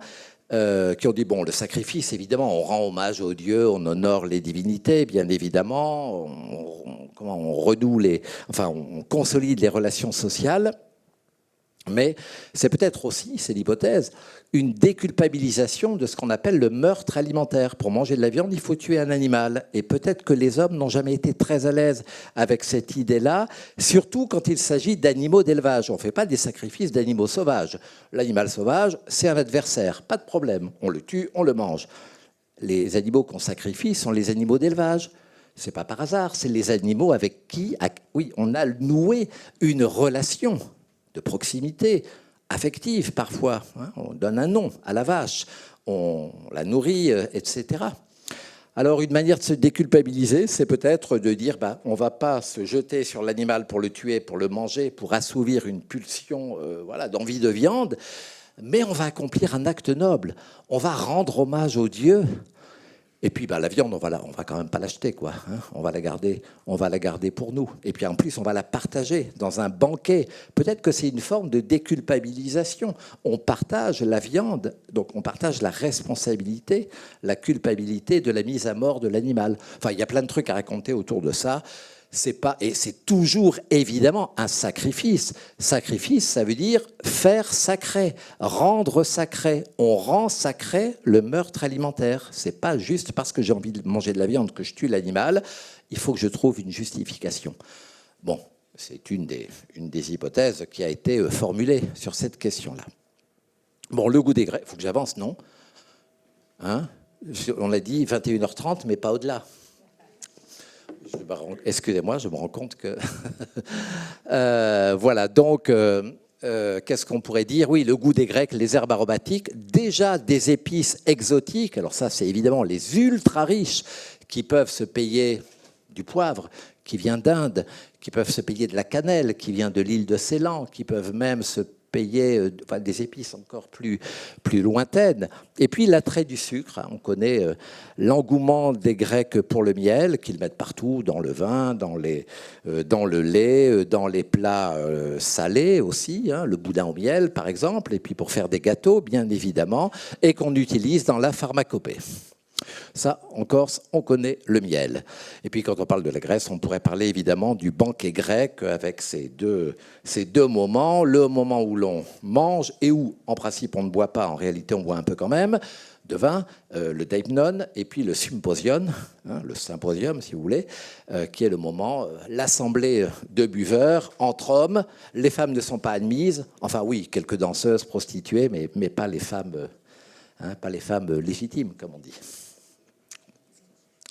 Voilà, alors j'ai mis « Nos ancêtres les Gaulois », formule évidemment tout à fait stupide, mais c'est celle que, peut-être pas vous, mais vos parents et grands-parents apprenaient à l'école quand ils... Voilà, est-ce qu'ils mangeaient du sanglier? Je pense que vous savez tous la réponse, que absolument pas. Il ne faut pas croire tout ce qui est mis dans les bandes dessinées, d'accord, hein? Donc les sangliers... Enfin, les archéologues, ils ont retrouvé, je crois, c'est le sanglier, c'est 0,1% de la totalité des ossements qu'on a retrouvés, qui viennent des animaux qui étaient consommés dans les villages des peuples qui habitaient la Gaule. Donc, par contre, des cochons, oui, donc des sangliers domestiqués, et dont les Gaulois faisaient, paraît-il, des charcuteries réputées qui étaient exportées jusqu'à Rome. Et en retour, on faisait venir des truries, de Méditerranée d'une manière générale, des vins qu'on ne produisait pas en Gaule, ou quasiment pas. Oui, du côté de Marseille, les Grecs avaient implanté la vigne, mais sinon, il faut attendre la conquête romaine pour que on commence à voir se développer des vignobles en Gaule. En attendant, on l'importe. Et puis le goût des banquets. Alors ça, les Grecs, les auteurs grecs, les auteurs romains, ils étaient un peu sidérés. On a des textes qui nous parlent de ces banquets gaulois qui les impressionnent beaucoup. Bah oui, le banquet, c'est quand même quelque chose qui est important pour nouer des alliances, pour renforcer les liens sociaux, pour conclure des accords, pour montrer sa puissance. Et là, le vin doit couler à flot et la viande, pas de sanglier donc, mais doit être aussi apportée en profusion. Alors, quelques mots quand même sur l'alimentation à l'époque médiévale. Vous savez qu'à partir du milieu du Moyen-Âge, il va y avoir cette idée que la société, elle est, en Europe occidentale, elle est constituée de 3 ordres, 3 groupes sociaux, 3 classes sociales. Bellatores, ceux qui combattent, c'est l'aristocratie, la noblesse. Oratores, ceux qui prient, les moines, les moniales, et puis les prêtres des paroisses urbaines et villageoises. Et puis les laboratores. Ça veut dire quoi, laboratores? C'est ceux qui travaillent, mais c'est aussi ceux qui labourent. C'est le même mot, hein, le labour et le labeur. Ben oui, 90% de la population, au moins, travaille la terre. Laboure la terre. Donc, alors pourquoi je vous parle de ça? Eh bien parce qu'il y a des styles d'alimentation qui sont très différents, qui doivent être différents. Il y a une norme, qui est une norme sociale, mais même morale, on pourrait dire, qui est de dire, c'est l'expression qu'on utilise, qu'Hippocrate utilisait d'ailleurs déjà à son époque, pour des raisons par rapport à la santé, on doit manger selon sa qualité. C'est-à-dire, si je suis un puissant, un aristocrate, un noble, je dois manger comme un puissant, comme un aristocrate, comme un noble. Et si je suis quelqu'un du peuple, un roturier, comme on dira plus tard, même si je suis riche, je peux être banquier, je peux être un grand propriétaire terrien, mais pas faire partie de la noblesse, en principe, je ne dois pas manger comme le seigneur. Je dois rester à ma place. Et bien sûr, les oratores ont leur propre alimentation.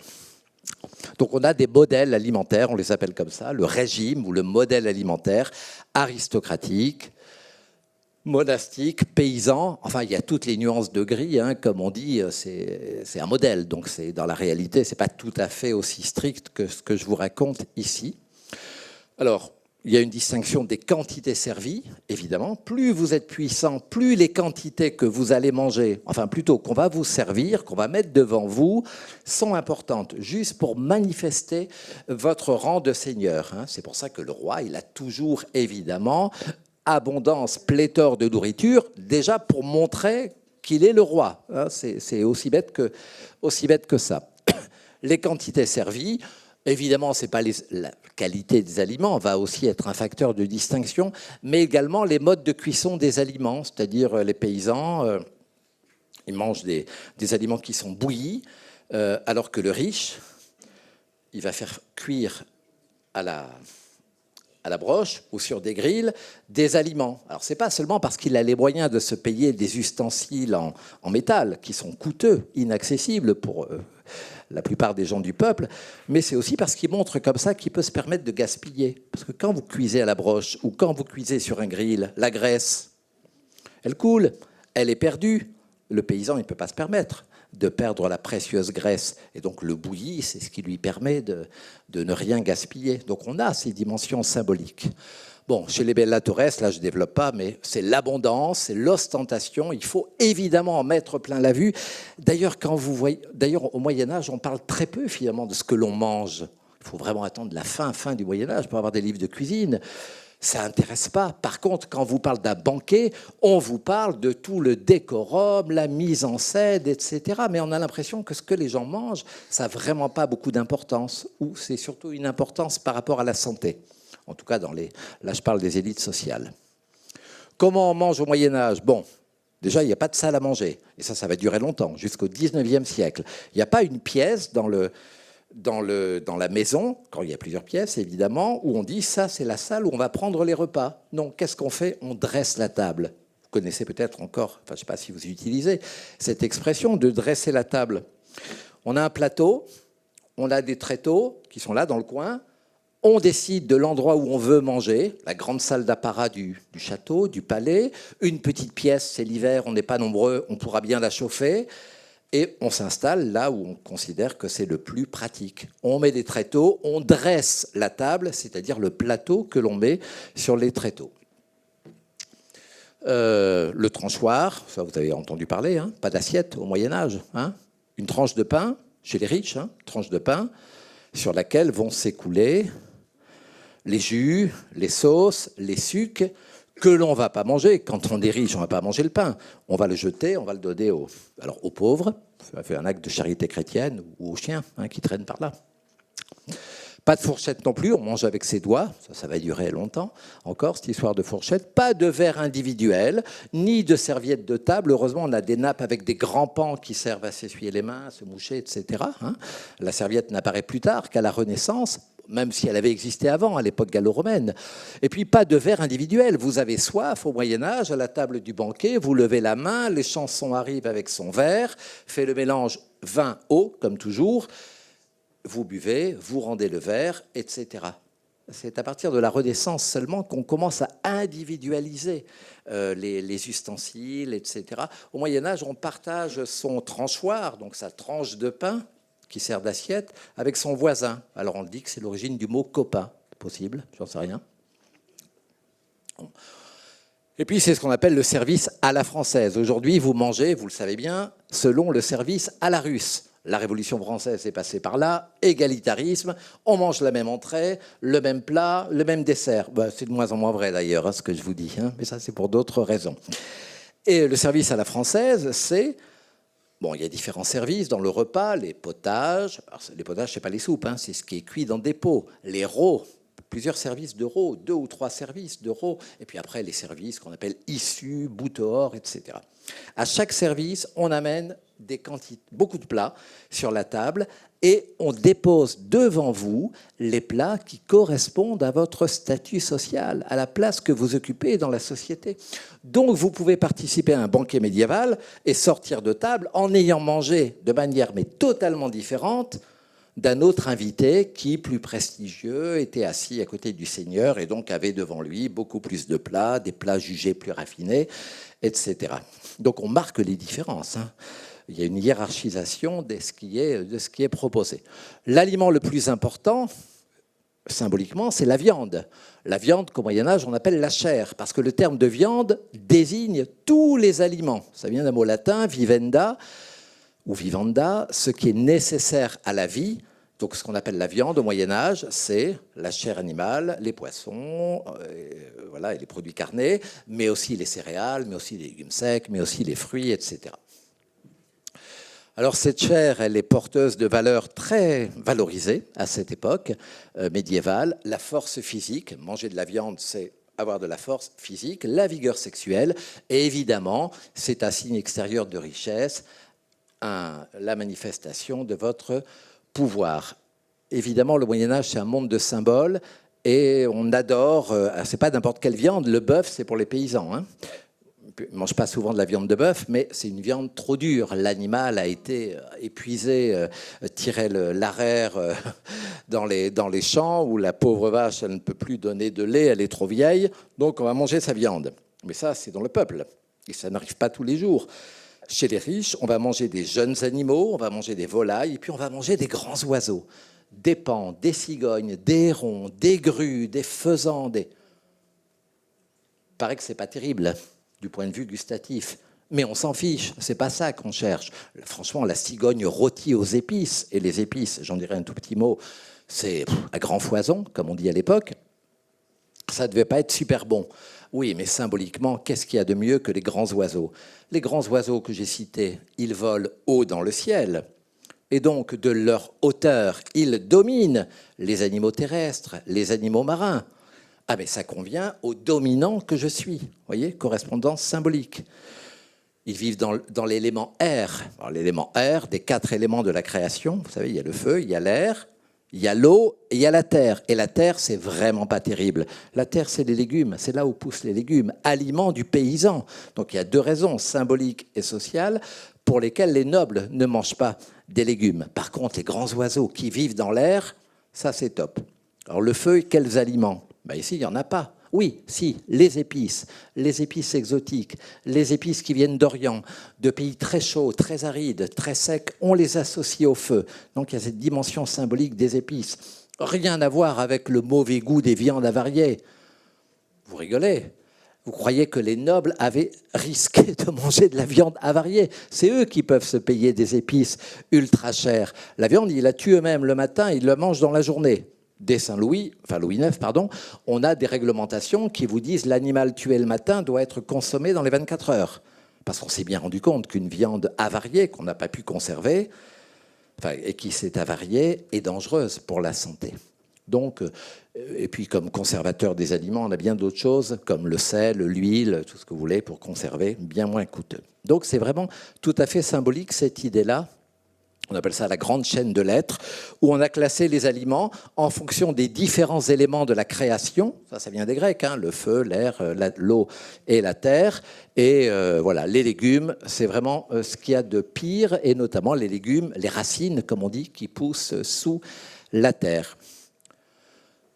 Voilà, et les épices, j'en ai dit quelques mots, là je vais aller... Alors, les épices, donc je vous ai dit, hein, à la fois des raisons de santé, et puis des raisons, encore une fois, de distinction sociale, comme aurait dit Bourdieu.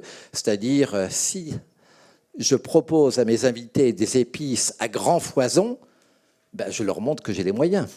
Vu au Moyen-Âge, 1 kilo de poivre, c'est le prix d'1 kilo d'or. Hein. Vous me direz, moi qui ai des lingots d'or, je connais parfaitement le prix de l'or. C'est entre 30 et 40 euros le gramme. Mais si vous achetez du safran, c'est à peu près ce que vous avez payé. Hein.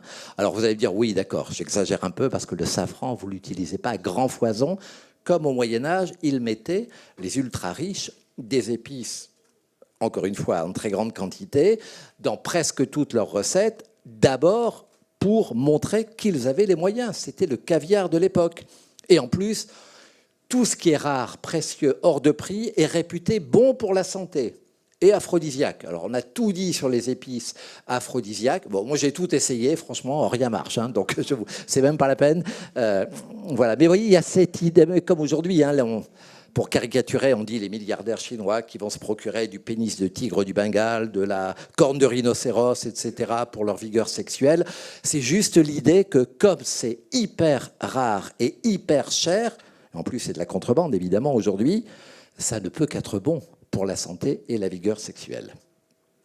Donc, on a vraiment cette idée-là de la santé et de la distinction sociale. Bon, en plus, ça fait rêver, évidemment, les épices, et puis ça met de la couleur dans les plats. Hein. Vous relisez Michel Pastoureau qui vous explique qu'au Moyen-Âge, on colore tout, peut-être pour conjurer les ténèbres de la mort. Eh ben, les aliments, on va les colorer avec des épices, avec... des herbes, etc.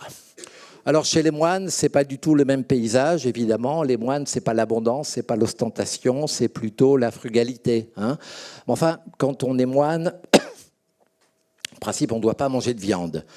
Mais bon, si vous étiez moine ou monial, que vous aviez quand même envie de manger de la viande, parce que vous êtes quand même faites partie presque toujours de l'aristocratie. Hein. Les moines de cœur, c'est des aristocrates, presque tous.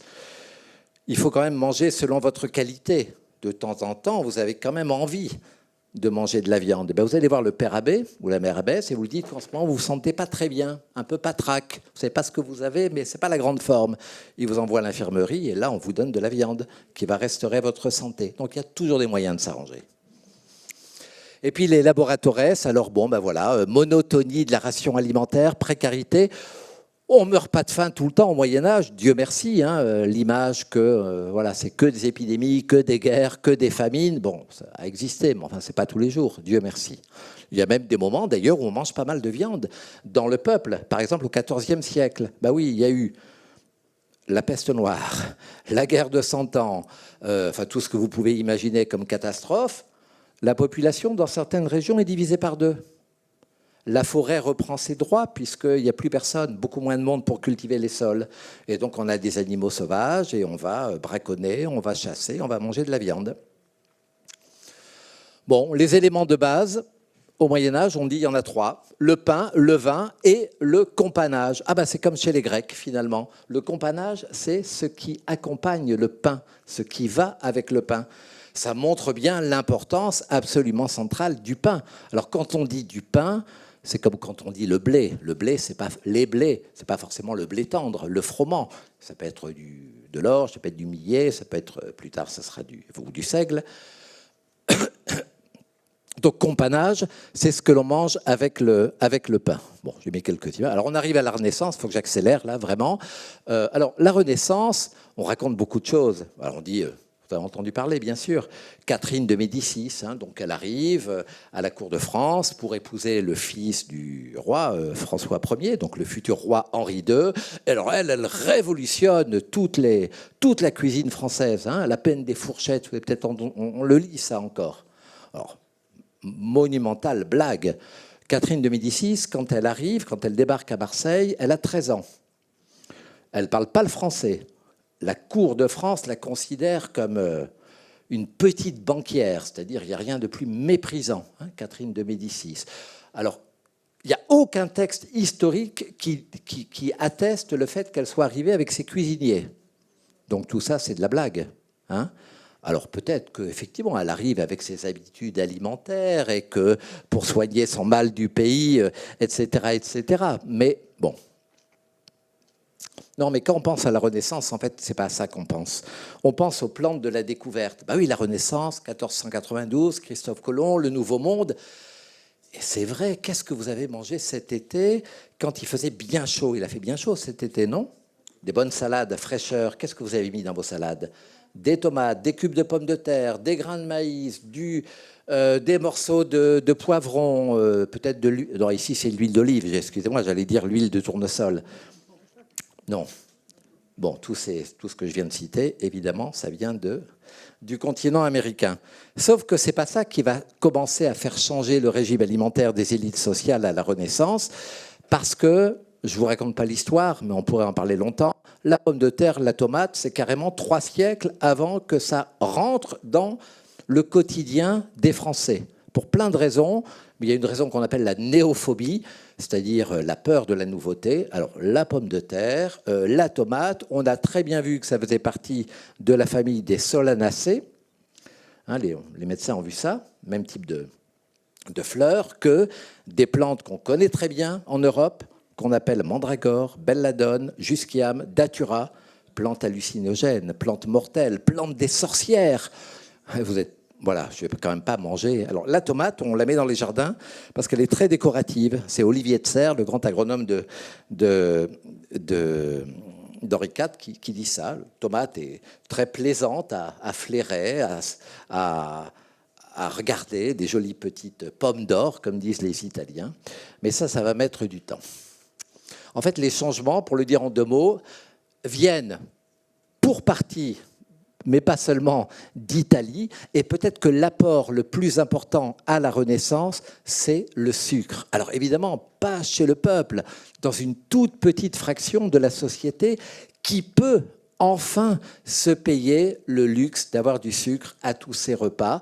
Et là, ils vont vraiment en mettre dans tous leurs repas. François Ier nous dit Bruyérin-Champier, il met du sucre sur sa viande, sur son poisson, etc., etc. Parce que, là encore, ça fait riche et parce qu'on pense que, du coup, ça va être bon pour la santé. Les légumes commencent à être réhabilités. Pourquoi? Ah, les Italiens. À la Renaissance, tout le monde a les yeux tournés vers les cours princières italiennes. Les Italiens mangent des légumes. Culturellement, ils en ont toujours mangé. C'est peut-être aussi l'influence de la cour pontificale. Enfin bref, ils mangent des légumes. Et du coup, on va trouver très chic, quand on fait partie des élites sociales françaises, du Royaume de France, de manger des légumes comme les Italiens. Donc on va manger des choux-fleurs, on va manger des asperges, etc. Alors qu'avant, on méprisait. On ne les connaissait même pas, d'ailleurs. La fourchette, l'assiette, tout ça arrive à la Renaissance. Mais la fourchette, voilà, je ne raconte pas les histoires, mais ça va être très très long. Louis XIV mange avec ses doigts, interdit à ses petits-enfants d'utiliser la fourchette. Trop dangereuse, la fourchette, avec ses deux longues piques. Et l'Église n'aime pas la fourchette, il faut quand même que je vous le dise. Oui, vous avez remarqué que ça ressemble à la queue fourchue du diable. Et pourquoi Dieu a-t-il créé les mains, les doigts, si ce n'est pas pour saisir les aliments? Vous voyez, quelle offense faite à Dieu. Et puis la fourchette incite au péché non pas de gourmandise, hein, mais de gloutonnerie, ce qui n'est pas tout à fait la même chose. Bref, la fourchette va mettre beaucoup de temps avant de s'imposer véritablement à notre table. Bon, l'alimentation à la Renaissance, elle reste quand même très médiévale. Beaucoup de viande, là on parle toujours des élites, des épices en quantité, des grands oiseaux, voilà. Et puis il y a des petites évolutions, comme j'ai dit, quelques évolutions, vous voyez les légumes là, on a vu l'artichaut, le chou-fleur, l'asperge, voilà, merci monsieur Arcimboldo, hein, voilà, les légumes de la Renaissance, voilà ce qu'il en a fait. Et puis il y a également le goût pour les fruits qui se renforce faut vraiment que j'arrête dans 5 minutes, hein, Jean, excuse-moi. Hein. Pour vous, hein, je dis ça, hein, moi je reste en Corse plusieurs jours. Les fruits, ça c'est très intéressant. Au Moyen-Âge, on mange les fruits au début du repas. Pourquoi? Parce qu'on aime manger les fruits au début du repas. On trouve on apprécie mieux leur goût. Mais non, pas du tout. Encore une fois, ça n'a rien à voir. On mange les fruits au milieu du repas parce qu'on pense que c'est meilleur pour la santé. Ah oui, qu'est-ce qui fait dire ça? La manière dont on conçoit la digestion. La digestion, pour être en bonne santé au Moyen-Âge, mais ça vient de l'Antiquité, hein, ça vient d'Hippocrate, de Galien, etc. Pour être en bonne santé, il faut bien digérer. Bon, ça veut dire quoi, bien digérer? Ça veut dire que vos aliments, ils doivent bien cuire. Oui, on assimile la digestion à une cuisson dans une marmite. La marmite, c'est l'estomac, puis la température, c'est la température de votre corps. OK? Bon, alors les fruits là-dedans. Les fruits sont considérés comme des aliments très froids et très humides. À l'époque, on ne parle pas évidemment de glucides, de protéines, de tous ces trucs-là. On parle de froid, sec, chaud et humide. Alors les fruits, ils sont froids et humides. Donc, pour être en bonne santé, il faut bien les cuire. Eh bien, on va les manger au début du repas, parce que comme ça, ils vont rester plus longtemps dans l'estomac. Évidemment, si vous les mangez en premier, ils ont plus le temps de bien cuire que si vous les mangez en dernier. Vous voyez? Comment vous mangez votre melon, tiens, au fait? Je vous pose des questions très personnelles. Hein. Début du repas, ça vous arrive? Oui, ça dépend, mais au début du repas. Et votre melon, vous ne l'accompagnez pas avec des petites choses? Oui, du jambon. Quel type de jambon? Jambon cru plutôt. Hein, y a des gens qui mettent du poivre, du sel. Vous ne buvez pas un petit verre de... Par exemple. Alors vous dites, on fait ça parce qu'on aime ça. Mais non, c'est juste un héritage, une survivance du Moyen-Âge où il n'y avait pas fruits plus froids et plus humides que le melon. Et donc, on va lui ôter à ce melon, dangereux pour la santé, difficile à digérer, on va lui ôter son excès de froideur et son excès d'humidité. Donc on va mettre du jambon salé, sec, salé. Hein. Donc le sel va assécher, enlever l'excès d'humidité.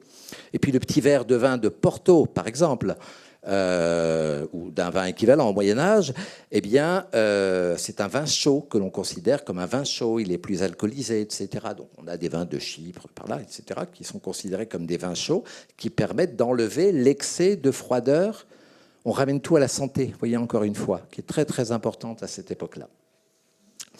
Alors le sucre, bon, très important, considéré comme une épice, il est un peu plus accessible, oui, parce que les Portugais ont découvert l'île de Madère, qui va être l'île de l'or blanc. L'or blanc, c'est le sucre, et puis plus tard, évidemment, il y aura la colonisation des îles des Antilles, et on ira chercher les Africains pour les amener cultiver les champs de canne à sucre, et donc le sucre va devenir plus accessible, ah non, pas au peuple, hein, sûrement pas, mais voilà, aux ultra-riches, encore une fois. Il est encore très cher, donc il est bon pour la santé, pense-t-on. Je vous ai parlé de la fourchette qu'on connaît dès le XIe siècle. Alors, qui avait disparu? Non, à l'époque gallo-romaine, il y avait des fourchettes, hein, et puis après, on ne les voit plus. Et on la voit réapparaître à Venise au XIe siècle. On raconte, c'est probablement une légende, que c'est une princesse byzantine qui vient épouser le doge de Venise et qui arrive avec dans ses bagages des fourchettes. Bon, plus simplement, il y avait des échanges commerciaux qui faisaient que les ustensiles pouvaient voyager. Et puis l'assiette, et le verre individuel, etc. Et la serviette de table. Ah oui, à la Renaissance, on a quand même un petit souci avec la serviette, c'est qu'on porte des fraises. Oui, vous savez, les fraises, les grandes collerettes empesées, amidonnées, etc., de dentelle. Alors, on a du mal à joindre les deux bouts, parfois, vous voyez ? De faire le tour de son cou à cause de cette fraise avec la serviette. Bon, j'ai presque fini, parce qu'on pourrait en parler longtemps. Au temps du roi Soleil, donc le grand siècle, le XVIIe siècle, alors là, c'est vraiment une période très, très difficile pour le peuple. On est rentré dans le petit âge glaciaire, donc on récolte moins de quantité de céréales. Alors à Versailles, c'est évidemment le luxe, le raffinement, mais dans les campagnes, les gens ont vraiment très faim. Là, on a des grandes périodes de famine, le grand hiver. Enfin, il y a toute une littérature là-dessus qui nous montre à quel point le peuple est vraiment mange beau. Enfin, sa nourriture est bien plus précaire qu'elle ne l'était encore déjà dans les périodes précédentes. Bon, alors, on a tous ces tableaux, les mangeurs de pois. Et quand on dit c'est la fin des haricots, ben ça veut dire qu'il n'y a vraiment plus rien à manger, parce que les haricots, c'est ce qu'on va conserver pour justement tenir le coup pendant ces périodes difficiles, dites de soudure. Voilà, le luxe de Versailles, bon, on pourrait en parler longtemps, c'est assez rigolo. Et puis c'est là, et pourquoi je vous parle de ça? Parce que c'est à ce moment-là que va vraiment naître ce qu'on va appeler la grande cuisine française, la grande cuisine aristocratique, la cuisine de cour. Louis XIV, vous le savez bien, c'est le roi Soleil, il veut rayonner sur l'Europe entière. Alors on va inventer une nouvelle cuisine. Et c'est pas du tout donc Catherine de Médicis et la Renaissance, c'est vraiment le siècle de Louis XIV où on va diffuser sur toute l'Europe une nouvelle manière de concevoir la cuisine. Et ça veut dire qu'on laisse tomber complètement, quasiment du jour au lendemain, à quelques exceptions, les épices, et on va les remplacer par des herbes aromatiques locales, le cerfeuil, le persil, ça devient même la signature de la grande cuisine française, l'usage de ces herbes aromatiques qui sont tellement plus respectueuses du goût des aliments. On est vraiment à une période, milieu du XVIIe, où on se dit non, il faut vraiment retrouver le vrai goût des aliments. Donc les épices, elle est massacrée, donc on utilise ces herbes locales, beaucoup plus subtiles, et surtout on commence à faire moins cuire les aliments qu'on faisait, mais hyper cuire auparavant. Alors c'est vrai que l'état des dents devait contribuer à ça, et sur les tableaux, vous voyez jamais les gens sourire, évidemment, parce qu'une bouche édentée, voilà, si je parle de Louis XIV, vous savez tous comme moi qu'il a perdu très tôt toutes ses dents. Et en plus, un jour, un chirurgien barbier voulant lui extraire une dent, c'est pas très bien débrouillé, il a juste réussi sa pince a ripé, lui a perforé le palais, et donc Louis XIV, quand il mangeait les petits pois dont il raffolait, il adorait les légumes, les petits pois ressortaient par le nez, le vin aussi. Voilà, vous aimez ce genre d'anecdote, n'est-ce pas? Voilà. Et enfin, bon, alors on arrive à la fin. Là encore, on pourrait parler longtemps de Parmentier, excellent communicant. Donc voilà, on dit Parmentier, alors là, c'est grâce à lui qu'on mange la pomme de terre. Non, manger la pomme de terre en France quand il y avait des famines, c'est-à-dire qu'on s'en méfiait quand même de ce tubercule, comme je vous l'ai dit tout à l'heure, mais en cas de nécessité, finalement, on le mangeait, mais quand la situation redevenait normale, évidemment, on recommençait à manger ce qu'on avait l'habitude de manger. Et enfin, voilà, bon, l'âge agro-industriel. À partir de la Révolution française, à peu près de cette époque-là, c'est là où on commence à voir, c'est timide d'abord, mais une amélioration de l'alimentation du peuple, qui commence un tout petit peu à changer. Quantitativement, on commence au 19e siècle à manger un peu plus de tout.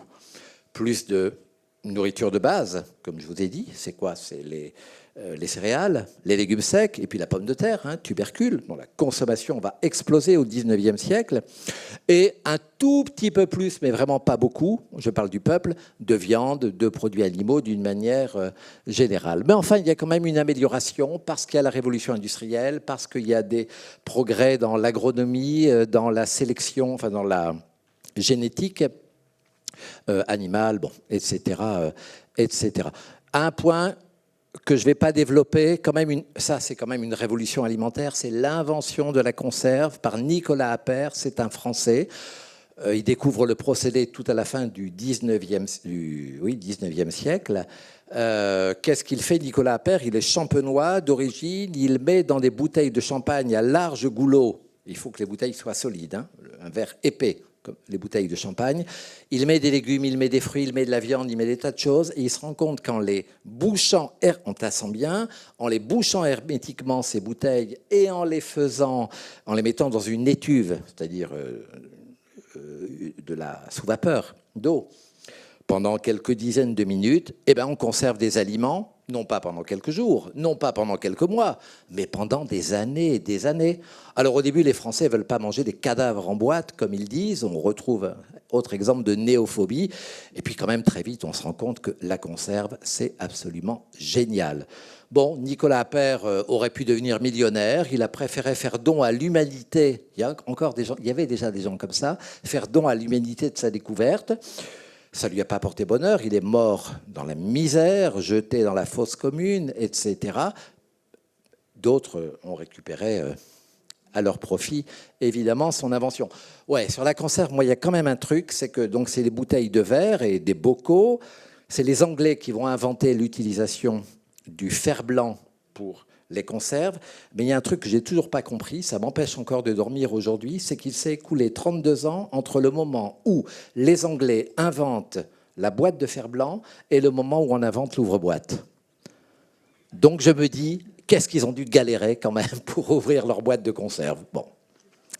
Quand vous comparez les dates, c'est ça que j'avais fait. Bon, l'essor de transport. La France invente beaucoup de choses finalement. C'est pas pour faire cocorico évidemment, mais le restaurant, le vrai restaurant, c'est en France qu'on l'invente. Alors on dit toujours, oui, c'est au moment de la Révolution, les cuisiniers des grandes maisons aristocratiques, ils sont au chômage, puisqu'on a coupé la tête de leur patron ou ils sont partis en exil. Alors qu'est-ce qu'ils font? Ils créent des restaurants. Ce n'est pas tout à fait vrai, c'est en partie vrai, mais il y avait déjà, juste avant une vingtaine d'années, 25 ans avant la Révolution, déjà eu des gens qui ont eu l'idée de créer un Monsieur Boulanger, premier restaurant, rue des Poulies à Paris. La rue n'existe plus. Un restaurant. Alors, il y avait des auberges, il y avait des tavernes, il y avait tout ce que vous voulez. Mais le restaurant où on choisit sa table, où on choisit l'heure à laquelle on veut arriver, où on choisit ses plats, et on paye évidemment en fonction de ce qu'on a mangé. Et puis, on mange sur une nappe. Enfin, c'est un peu raffiné quand même. Ça date de 1765. Et puis, on a au milieu du 19e, des restaurants populaires qu'on appelle des bouillons. Alors c'est intéressant d'ailleurs parce que l'origine du mot restaurant, au départ d'ailleurs le restaurant désigne un bouillon qui restaure la santé. C'est ça l'origine du terme. Et puis on va donner ce nom de bouillon aux restaurants populaires qui apparaissent donc au milieu du 19e. Pourquoi? C'est un boucher, Monsieur Duval, qui se dit j'ai de la viande de première qualité, celle-là il n'y a pas de problème, je vais la vendre. Mais la viande de deuxième ou troisième qualité, je ne sais pas. Tiens, je vais en faire des bouillons et je vais créer un établissement de restauration que je vais appeler Bouillon. Si vous allez à Paris, vous pouvez aller au Bouillon Chartier, il reste au Bouillon Racine, il reste quelques restaurants de cette époque-là avec une belle décoration art déco, etc. Donc, et puis c'est vraiment l'essor de... Là, on commence à avoir dans les grandes maisons bourgeoises de véritables salles à manger, avec un décor qui est soigné, de l'argenterie, des belles nappes, des serviettes de table brodées, etc. Et donc là, c'est aussi le 19e, je ne développe pas cet aspect, la naissance de la gastronomie, avec des gens comme Brillat Savarin, enfin, voilà. Et puis voilà. Et donc, la grande mutation, dont je ne parle pas, mais c'était pour conclure, pour vous dire que, bon, on a vu qu'il y avait eu des évolutions, et puis, depuis, on va dire, les années 1950, c'est une autre histoire qui s'écrit. C'est l'histoire de l'alimentation telle qu'on la connaît aujourd'hui. Une agriculture qui se modernise à marche forcée, qui permet, après la guerre, de nourrir les Français, d'exporter, etc., mais qui aujourd'hui paye les... évidemment, c'est la face cachée de cette course à la production, mais quand même, elle a eu sa raison d'être à l'époque. La production de nourriture qui devient une industrie, avec le développement des géants de l'agro-industrie, la grande distribution qui est née, peut-être parmi vous, certains, oui, bien sûr, certains d'entre vous étaient nés en 1963, naissance du premier hypermarché du monde. Je ne vous demande pas de lever la main. Naissance du premier hypermarché en région parisienne. Ça, c'est des révolutions qu'on ne mesure peut-être pas parce qu'on vit dedans, et pour les plus jeunes d'entre vous, depuis toujours, mais ça n'a plus rien à voir. C'est un changement en profondeur du système alimentaire. Tout ce que j'ai rapidement évoqué, la mondialisation qui existait, mais là qui, pour le coup, s'accélère. Voilà, donc c'est une autre histoire qui s'écrit et un nouveau rapport à l'alimentation qui est d'ailleurs en train, ces années-ci, d'évoluer. Ça devient vraiment une question que beaucoup de gens se posent aujourd'hui. L'alimentation par rapport à ma santé, par rapport à l'environnement, par rapport au climat, à la biodiversité, à la souffrance animale, etc., etc. Donc ça, c'est passionnant, mais j'ai déjà trop parlé, plus d'1h15, 1h20. Donc je vous prie de m'excuser d'avoir été un peu long. Mais non, c'est vous maintenant, si vous avez le temps, qui... allez intervenir.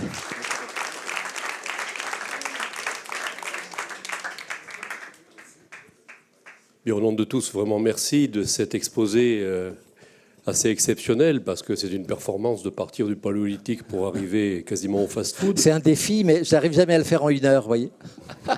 1h20, oui, il m'avait dit 1h15 maximum. Voilà, et donc tout de suite, je pense que vous avez pas mal de questions à poser.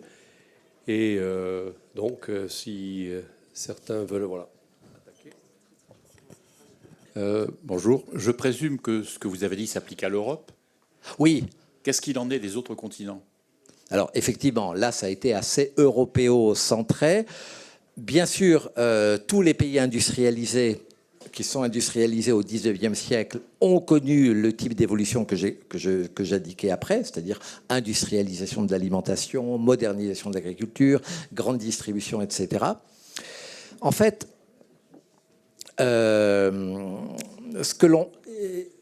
voilà, je vous disais, l'alimentation, elle commence à s'améliorer à partir du début du XIXe siècle. En fait, on rentre dans ce qu'on appelle la transition alimentaire et nutritionnelle, qui aujourd'hui en fait touche tous les pays. C'est-à-dire même dans les pays aujourd'hui les plus pauvres, il y a une partie de la population qui a pris, pour le meilleur et parfois pour le pire d'ailleurs, le train en marche de cette transition alimentaire avec consommation d'aliments de plus en plus industrialisés. Enfin bon, voilà tous ces aspects-là. Donc on est quand même dans un mouvement, une tendance mondiale. On commence à voir aujourd'hui des hypermarchés dans des pays qui n'en avaient jamais connus. Donc voilà. C'est vraiment la mondialisation, elle est universelle, évidemment, par définition. Et puis, alors, elle se fait à des rythmes différents. Elle a commencé, cette transition alimentaire, chez nous, je vous le disais, au XIXe siècle. Et puis après, elle s'est évidemment accélérée. Et puis, plus récemment, et ça, bon, moi, étant allé pour des enseignements ou des encadrements de projets dans des pays aussi différents que le Liban, la Chine, le Chili, la Roumanie, etc., on se rend compte aujourd'hui dans certains de ces pays de la vitesse et de l'accélération de ces changements de l'alimentation et du rapport à l'alimentation. Mais bon, là on pourrait en parler longuement parce que vous avez raison, c'est tout à fait passionnant de faire cette comparaison. Je pensais surtout à la partie avant agro-industrielle. Ah, vous parliez oui.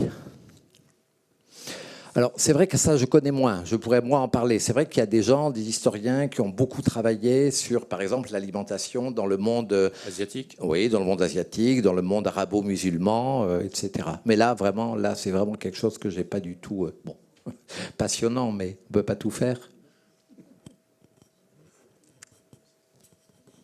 Je recule un peu parce qu'avec la lumière, on a du mal à voir. Ah, c'est bon, je passe.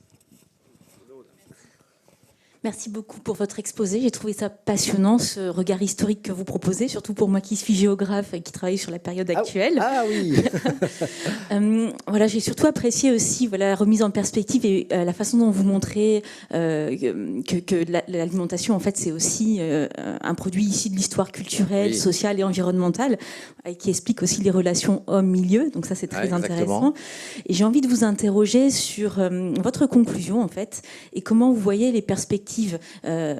Parce qu'on s'aperçoit que l'alimentation aujourd'hui elle est prise dans des tendances un peu opposées entre globalisation, vous étiez en train de le dire, et local, et local, retour des patrimoines aussi, donc localisme, et on voit aussi qu'on a des problématiques de pas surabondance, mais de gaspillage alimentaire, d'une part, et d'insécurité alimentaire qui perdure d'autre part, voire qui se renforce, qui se développe, y compris dans nos pays développés.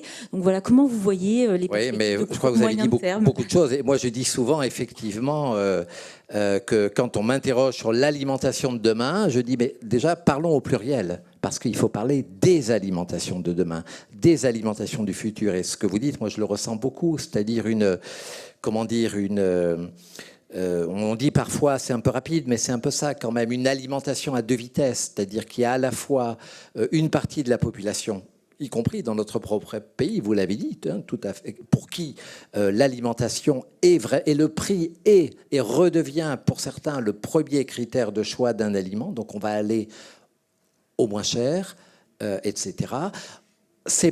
Et d'autres personnes qui, prenant conscience des enjeux autour de l'alimentation, vont déjà, en tout cas pour certains, vers une alimentation plus durable. Alors ça peut être des produits bio, ça peut être des produits locaux, ça peut être, on se remet à faire un peu plus la cuisine. Mais moi je suis très frappé, enfin c'est souvent ce que je raconte dans ces conférences que je fais sur l'alimentation aujourd'hui, qui est l'éclatement de la population des mangeurs. C'est-à-dire aujourd'hui, vous avez des styles d'alimentation différents. Certains sont contraints par l'économie, les ressources financières. Moi j'ai beaucoup travaillé sur la précarité alimentaire. J'ai fait, mais là je peux dire, des centaines d'entretiens dans les restos du cœur, dans les épiceries sociales, où je voyais évidemment des gens qui me disaient, mais moi aussi j'aimerais bien manger bio, comme tout le monde. Vous voyez ce truc-là, c'est intéressant. Ou par rapport à la viande, petite parenthèse qui m'avait beaucoup frappé, qui mange le plus de viande aujourd'hui? Eh bien c'est les plus pauvres. Pas de la viande de bonne qualité, évidemment. Je ne parle pas des très pauvres, évidemment. Mais pourquoi? Parce que la viande... Et moi, je l'ai entendu souvent de la part de mamans qui me disent « mais donner de la viande à mes enfants, à mon mari, c'est important, je suis une bonne mère. » En fait, c'est ça. J'ai le sentiment de faire partie, et là, c'est la vision culturelle, évidemment, de faire partie de la société en donnant ce que je pense être le meilleur aliment, la viande. Alors, c'est du steak haché bas de gamme, bien évidemment, compte tenu des moyens disponibles. Mais il y a vraiment cette... voyez, et donc, on a l'impression qu'on n'est pas sur la même planète entre ceux qui disent « Allez, on arrête de manger de la viande » et qui n'hésitent pas à montrer du doigt, voyez, ceux qui fument des clopes, roulent en diesel et font des barbecues. Oui, d'accord. Et voilà, moi, c'est ça que je vois. C'est-à-dire, voilà, pour le dire en un mot, un petit peu cet éclatement de la population. Et même, écoutez, les jeunes, vous savez bien que si vous faites un repas le samedi soir, je dis les jeunes parce que c'est très générationnel, ça, le samedi soir et que vous voulez inviter vos copains, ils vont vous dire c'est super sympa de nous inviter, ils vont vous téléphoner la veille ou vous laisser un message en disant merci, mais tu sais, je voulais te dire, tu n'étais peut-être pas au courant, mais je suis végétarien. Et ma nouvelle copine est crudivore. Et j'aimerais bien inviter mon cousin qui vient de débarquer à Corté, qui ne connaît pas grand monde. Alors lui, c'est un sportif, il fait beaucoup de sport, et c'est un adepte de la diète paléolithique. J'en ai pas parlé. Voilà. Mais j'exagère à peine. C'est-à-dire qu'aujourd'hui, on voit qu'il y a une multiplication de ce qu'on appelle les alimentations particulières, où, pour des raisons totalement différentes, on a des gens qui décident de manger sans gluten, de ne manger que du bio, d'autres qui disent « moi, c'est le local, parce que le bio, j'y crois pas », etc., etc. Donc c'est ça, c'est ces alimentations du futur, et voilà, tout le monde, évidemment, n'est pas aujourd'hui engagé dans la voie d'une alimentation durable. Les enquêtes que l'on fait montrent que c'est un tiers, dans le meilleur des cas, de la population française. Mais il y a aussi des gens qui aimeraient, mais qui ne peuvent pas pour des raisons financières. Je vais faire des réponses plus courtes. Bonjour et encore merci pour cette conférence. Merci. Alors moi, j'ai une question sur l'obésité. On sait qu'au Moyen-Âge, les élites qui mangeaient beaucoup. Donc l'obésité, c'était représentation de richesse, je dirais. Oui. Est-ce que, plus tôt dans l'histoire, c'est-à-dire pendant l'Empire ou en Grèce antique, on pouvait parler d'obésité? Je ne sais pas si le terme existait, mais effectivement, vous l'avez bien dit, le fait d'être bien enrobé, d'avoir des formes, était un marqueur de richesse. C'est-à-dire qu'on n'est pas... voilà, la personne maigre, c'est le pauvre malheureux qui n'a pas de quoi se nourrir. Et c'est vrai que là, on a... Et d'ailleurs, c'est ce qui rend, pour prolonger ce que vous dites, la lutte contre l'obésité difficile aujourd'hui dans certains pays dans lesquels, effectivement, d'être... on va dire gros, n'est pas du tout un problème, et au contraire, encore ressenti comme une marque comme ça l'était chez nous il n'y a pas si longtemps, ressenti comme une marque de richesse. Donc dans les temps anciens, je pense qu'il y avait déjà sans doute pas énormément d'obésité, déjà parce que la très grande majorité de la population avait une bonne activité physique.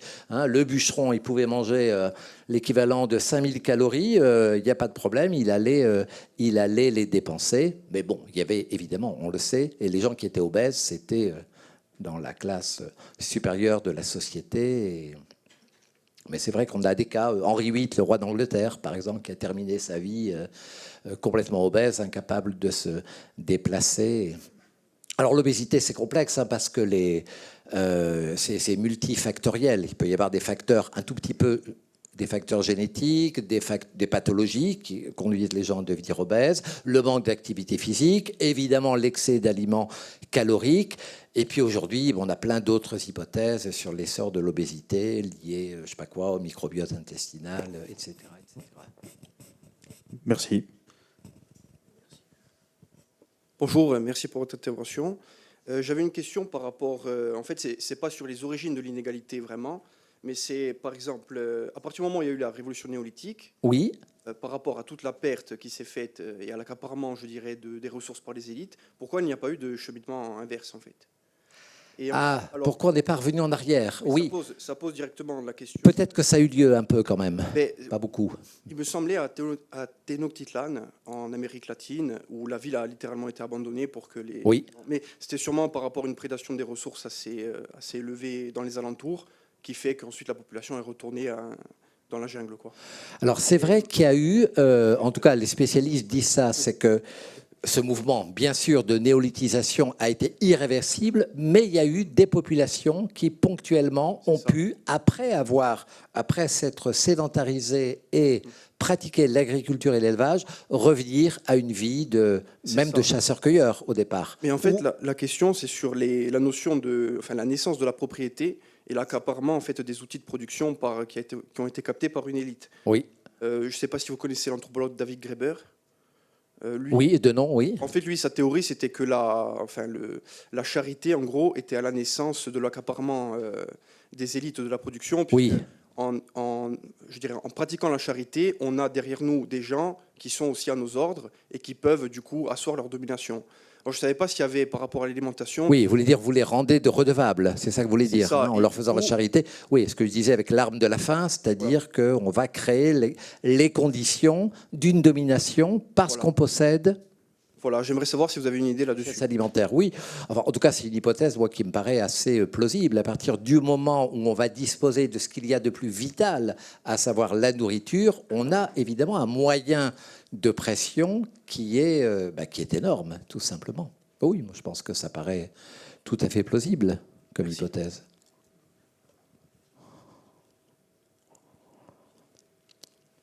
Y a-t-il d'autres, ça peut être des remarques, hein, des commentaires, pas forcément des questions? Alors, je vous donne le micro. Est-ce qu'il y a un problème avec l'eau au fil des siècles, de l'eau potable? On le sait plus ou moins, mais est-ce que vous pourriez préciser un peu plus, s'il vous plaît, comme aujourd'hui? Oui, j'ai fait là, il y a cet été en Lozère une conférence sur l'eau. Effectivement, oui, l'eau potable. Alors, il y a tellement de choses à dire, mais bien sûr que ça a été une préoccupation. Hein, on l'oublie, hein, j'ai dit tout à l'heure, mais on parle toujours des aliments, on oublie que ce qui est le plus vital, c'est l'eau. Vous pouvez ne pas manger pendant 3 jours, aucun problème. Vous allez avoir faim, mais enfin, boire pendant 3 jours, c'est pas possible. Hein, vous survivez pas. Donc, très tôt, l'accès à une eau de qualité a été très importante, et donc on a essayé de s'organiser. Alors évidemment, à la campagne, on peut capter l'eau à la source. On peut la capter dans la rivière. Le problème, il est surtout dans les villes. Alors, il y a quelques fontaines, évidemment. On va capter directement à la source. Mais le plus souvent, c'est des puits pour atteindre la nappe phréatique, mais qui sont évidemment pollués contaminés par, ou même les rivières urbaines. Tout ce qu'on va... Tous les déchets des activités artisanales, les bouchers qui jettent les animaux morts, enfin ce qui reste des animaux, etc. Donc c'est un gros problème. D'ailleurs, on ne coupait pas pendant très longtemps, le vin avec de l'eau. C'était l'inverse finalement. C'était l'eau que l'on coupait avec le vin. Hein, c'est-à-dire que le vin, c'est vrai, je ne devrais pas dire ça, mais il y a de l'éthanol. Et donc l'éthanol a quand même un peu, pas beaucoup, mais un peu de vertus purificatrices, bactéricides. Donc l'utilisation du vin, c'était ça. Et on va garder ça longtemps. En 1954, quand Pierre Mendès France institue le verre de lait dans les écoles. On va dire, c'est pour la nutrition, pour que les enfants aient du calcium, etc. C'est pas ça la première raison. Lutter contre l'alcoolisme. À la cantine, qui existe à l'époque, déjà, les enfants ont, en fonction de leur âge, du vin. Et c'était pas complètement idiot. Louis Pasteur, en 1850 et quelques, dit, et c'est pas une blague, de toutes les boissons, la plus hygiénique est le vin. Il savait de quoi il parle, hein, évidemment. C'est lui qui met en évidence les microbes, Louis Pasteur. Et oui, parce que l'eau était très souvent extrêmement... était contaminée par les déjections humaines, animales, les activités artisanales, etc., etc. Donc c'est très important, la question de l'eau. Alors aujourd'hui, évidemment, l'accès à l'eau potable, c'est un des plus grands scandales, une des plus grandes inégalités qu'il y a sur la planète.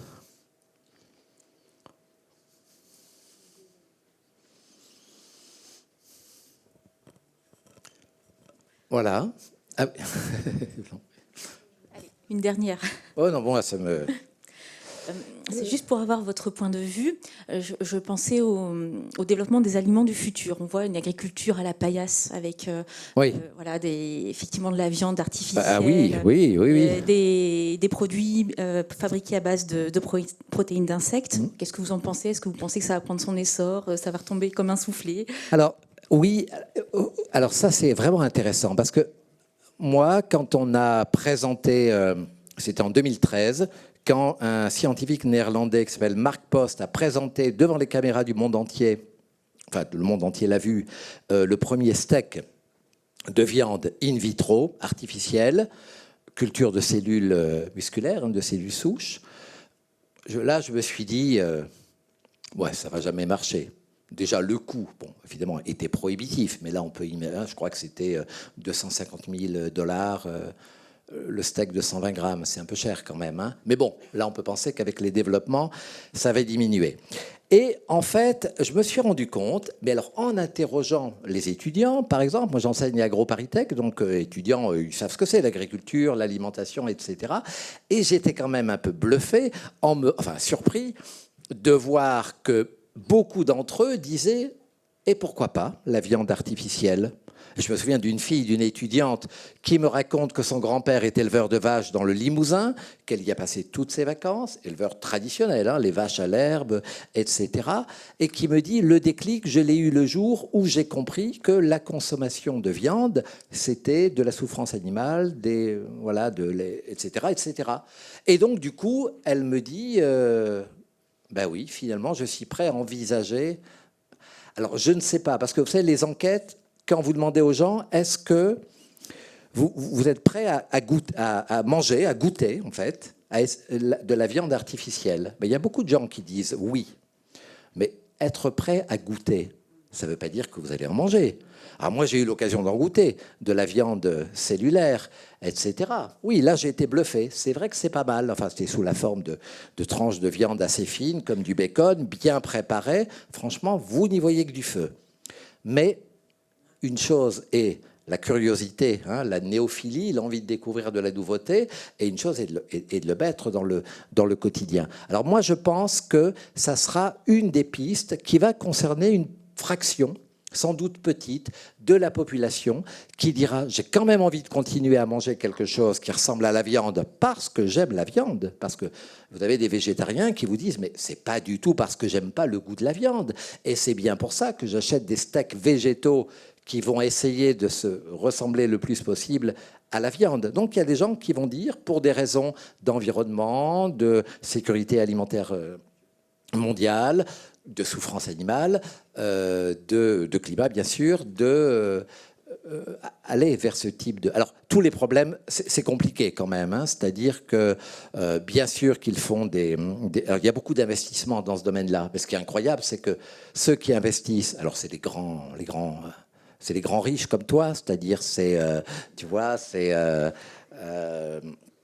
ne trouve plus leur nom, enfin vous savez, ces Américains là qui... Richard Branson, qui n'est pas américain d'ailleurs. J'ai plus les noms, là je dois être fatigué. Enfin, vous voyez bien. Et puis, les leaders mondiaux de la viande. Tyson Foods, première entreprise mondiale de viande, qui se dit, tiens, je ferais peut-être bien d'investir dans la viande de synthèse. Ils savent bien que tout le monde ne va pas manger de la viande artificielle, mais il y aura une fraction de la population croissante qui ne voudront plus manger de la viande, ce que j'appelle de la viande. Parce que pour moi, le problème, c'est qu'il ne faudrait pas appeler viande ce produit-là. Pour moi, ça n'a rien à voir. La viande, c'est un tissu... D'ailleurs, vous ouvrez le dictionnaire, la viande, c'est la chair d'un animal, quoi. C'est tout bêtement la définition. Alors, appelons ça autrement. Les gens, ils peuvent manger ce qu'ils veulent. Hein. Je ne vais pas leur interdire quoi que ce soit. Mais n'appelons pas ça viande. C'est autre chose. Il y a encore des problèmes de coût et puis d'énergie, de consommation énergétique. C'est comme, voilà, c'est toujours la question de dire, ok, vous remplacez quelque chose par autre chose. On va remplacer la voiture thermique, bien sûr, qui ne fait pas du bien, par des voitures électriques, mais on déplace le problème, hein, parce qu'il y a d'autres problèmes liés à la fabrication de ces voitures. Enfin, vous connaissez tout ça. Voilà, donc il reste beaucoup d'inconnus pour dire que c'est quand même la solution miracle. Et les gens vont regarder ça quand même. En tout cas, ceux qui sont prêts à manger de la viande artificielle, ils vont quand même regarder le coût énergétique, enfin tout ce qu'il faut mettre en place pour la produire. Donc je pense que ça peut effectivement se développer, mais à mon avis, il faudra attendre pas mal de générations avant que ça concerne une part significative de la population. Après, je peux me tromper, hein. Pierre Dac, l'humoriste, disait la prévision, la prospective ou la prévision. La prévision est un art difficile, surtout quand il concerne l'avenir. C'est vrai, hein.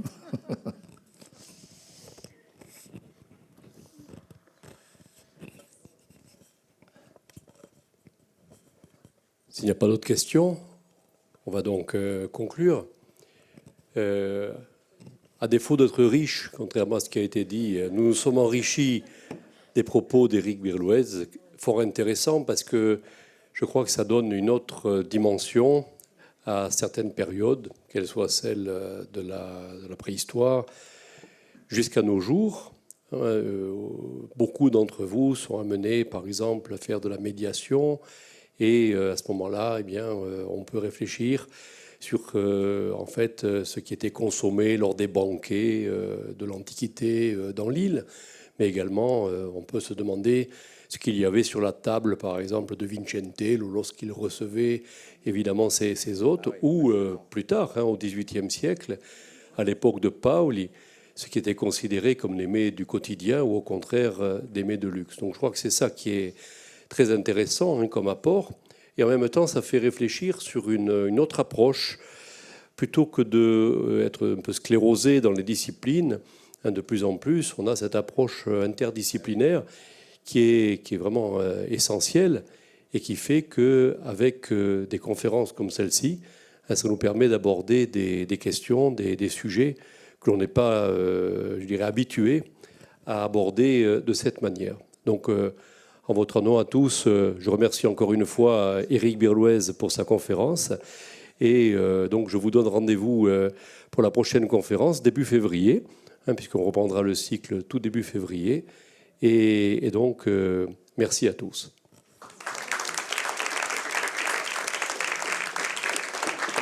Erami giovanotti in cerca di scambiare, a volti patrioti, valori a cristallo, un sogno cittadella, un buio a stanciare.